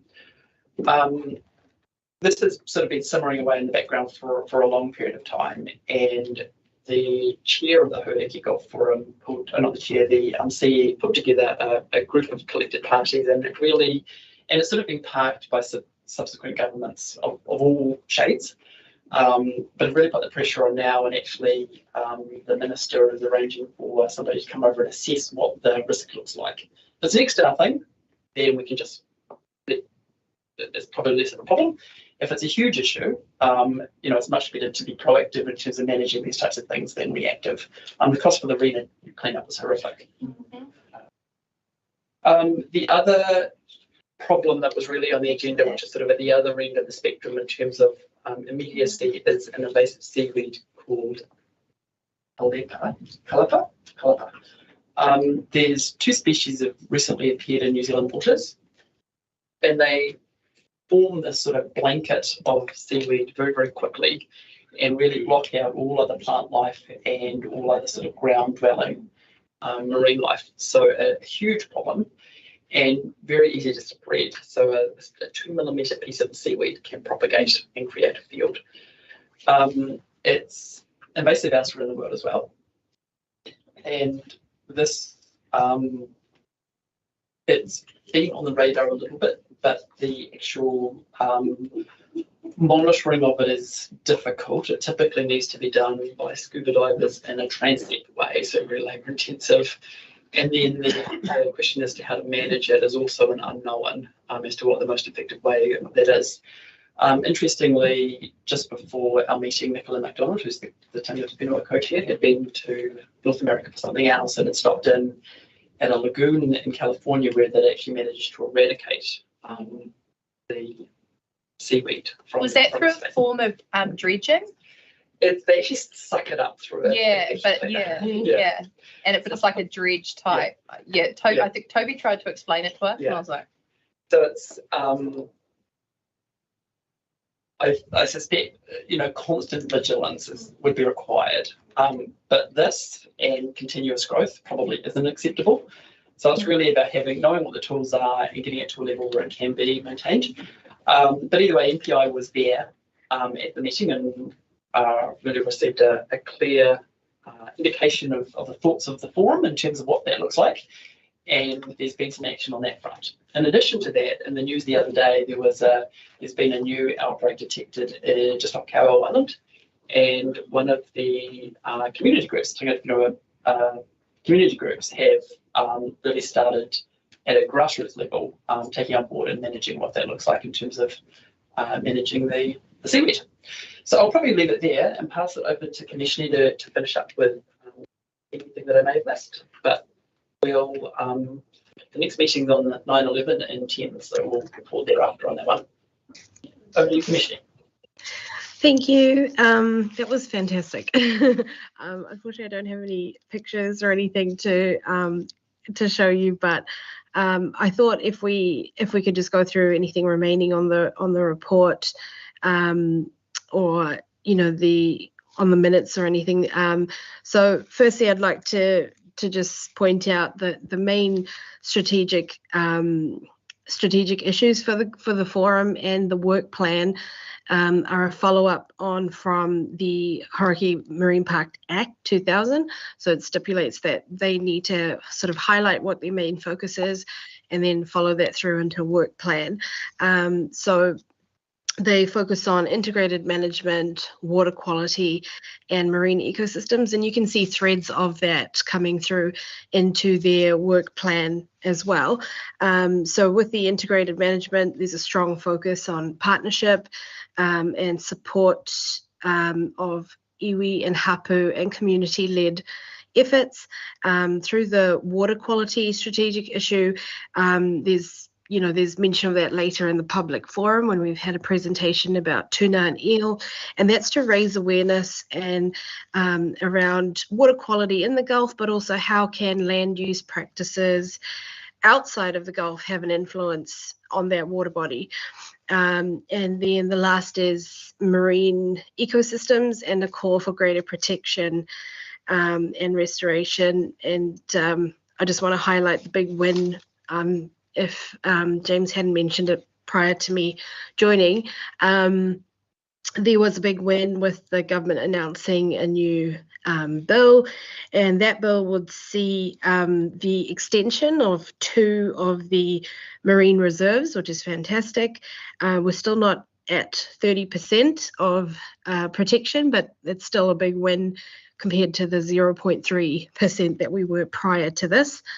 And also there's the creation of 12 new high protection areas, and those high protection areas would see the ban of commercial and recreational fishing, but would still allow for customary practices for tangata whenua.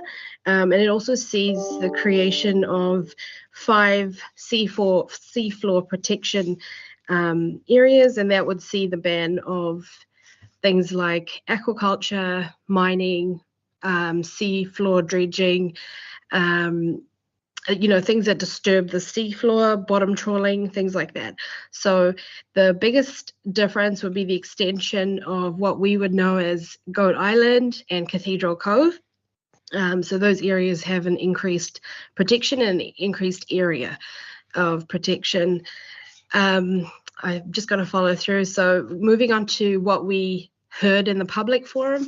During these meetings, there's a chance for issues related to the Gulf to be presented to the forum. Sometimes we have follow-up presentations on something we've heard previously to see how it's moving, and sometimes it's new to the forum as well. So on our last meeting, we had a presentation from Catherine Martin, who sort of works on behalf of Wakakatahi, and they're looking at a new harbour crossing at the Waitemata Harbour. So with increased populations and the need for more transport solutions, there were 5 main opportunities. 1, urban development. 2 was strengthening community resilience, particularly through the lens of climate change and sea level rise and inundation. Number 3 was filling the gap that's active mode transport, so things like cycleways and walkways. Number 4 was using sustainable solutions, which kind of leads into number 5, which is using new modes of transport like light rail or rapid transport, and also improving our freight network. So again, all of this is through a lens of climate change and making communities a bit more resilient.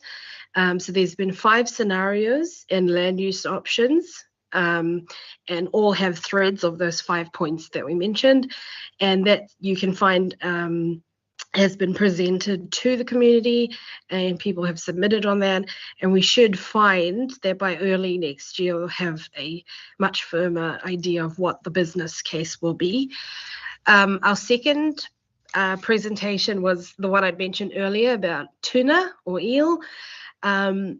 So tuna was used and is used today as kind of an indicator of water quality and water conditions, and often when the tuna or the eel are sick, it means that there's something not quite right with the water. So pollution in the waterways causes the tuna to grow fungus on their mouth, and it affects their ability to feed, and ultimately results in the death of the tuna.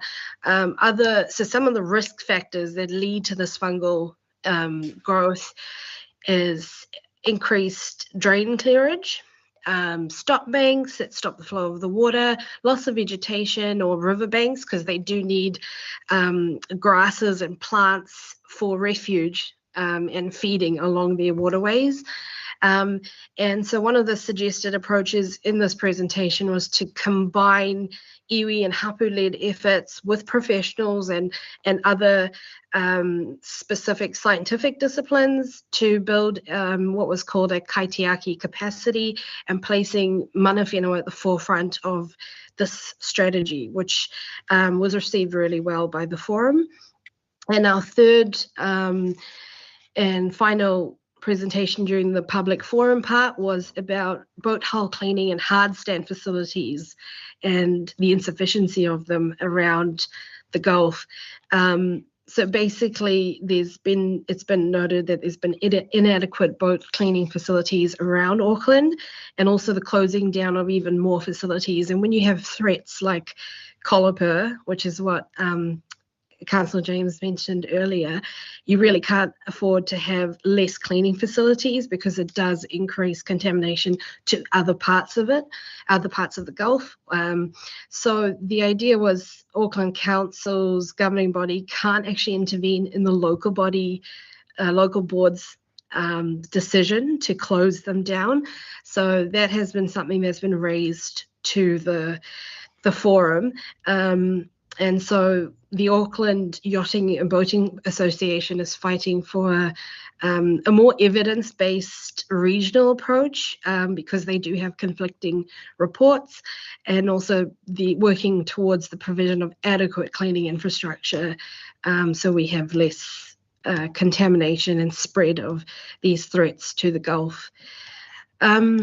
I think that's probably all from me. I think we've covered a little bit about the budget from what I heard, and the threats to the Gulf. So I guess that's all I've got to say. Thank you.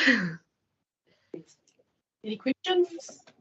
Are you enjoying it, James? Yeah, I've only had one meeting so far, but it's great. Probably the two other things which I didn't highlight was every 3 years there's a State of the Gulf exercise is completed, and that was released a week or so ago. And then the other sort of quite innovative piece of work that the Hauraki Gulf is doing at the moment is a natural capital evaluation of the Hauraki Gulf, which is quite a new way of attaching value to things that we've to some degree taken for granted in the past. And it's both the economic value but also the quality of life. And so I know that when a similar activity was done in Seattle around the value of urban trees, the cost of maintaining trees was actually marginal compared to what it would look like if they weren't there. So it's really, can you tell Adrian that, please? Capturing that. So it's a really so that's a really really great piece of work. It was not presented at the meeting, but it's been subsequently released. So the connection to that in the is in the minutes there. So I'm really keen for the chief executive to come down and talk to us at a time that works, and I'd probably ask him to talk about that one in particular. Because he sort of, there was a lot of interest. We're interested, but there was also a lot of interest from the bodies that do it, because it's a new way of viewing things, and just means that there's better informed decision making. Would you get the Piako forum involved in this? So actually, I guess So I'd actually really like the Aurora Trust, which is where we came in to talk about the planting. It's actually on step 27. So I'm like, that would actually, that whole process would actually really tidy and would be a really nice story to tell. So it's a couple of months away, but something along those lines, I think that would be an awesome story to tell. Just your comment, we are live streaming. And I'm more than happy to plant more trees in the right places. Because there are trees in our district that people have helped. Well, exactly. So these natural capital evaluations enable well-informed discussions around what that could look like. Exactly, that's great. Just a question, because obviously last week with the report that came out, and it did highlight about 4,000 tonne negative effect from farming in our catchment, and I'm just interested to know the study and behind that. If you could give me, you won't have the answer on the top of your head, but I just want to understand where they got that figure from and what they were using to ascertain that volume. Yeah. Because that is our you know, like obviously we've got wastewater plants, but farming is our primary industry here, whether it's horticulture and there are nutrients that are applied to the land. But I just want to understand the where they get their numbers from. Yeah. Nitrogen, which is definitely declining. Anyway, I just wondered the commercial fishing that goes on in the Hauraki Gulf. I think it was something that I briefly touched on, but the forms of fishing that they do, I forget off the top of my head what it is, but when they've got the nets and they drag across the the ground, the bottom of it, and it's quite destructive. Has that been banned, or is there anything on the cards to try and ban that type of fishing in and around the Hauraki Gulf? I can't commissioning jump in if I've missed something here. It's definitely looked at. I can't exactly. I'll get back to you with the status of that. Yeah. It's certainly was talked about and acknowledged how destructive it is. But I can't exactly remember the status or where that's at. Yeah. Yeah, I do think there was a mention of creating corridors that practice could still continue in. But again, I wouldn't be able to confirm whether that was for commercial or if that's just going to be for customary practices. But I can look into that and come back to you. And the scallop take is still banned. Yeah. Yes, no, until when? Don't know. No, I know it's long term, but I don't know. James, was there any? I don't think there's an end date put on that. I think they're looking for biological indicators as to.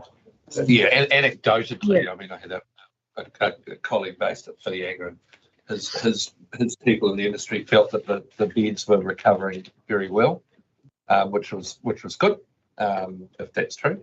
And but yeah, I'd be interested to know where they're heading with that, because it would be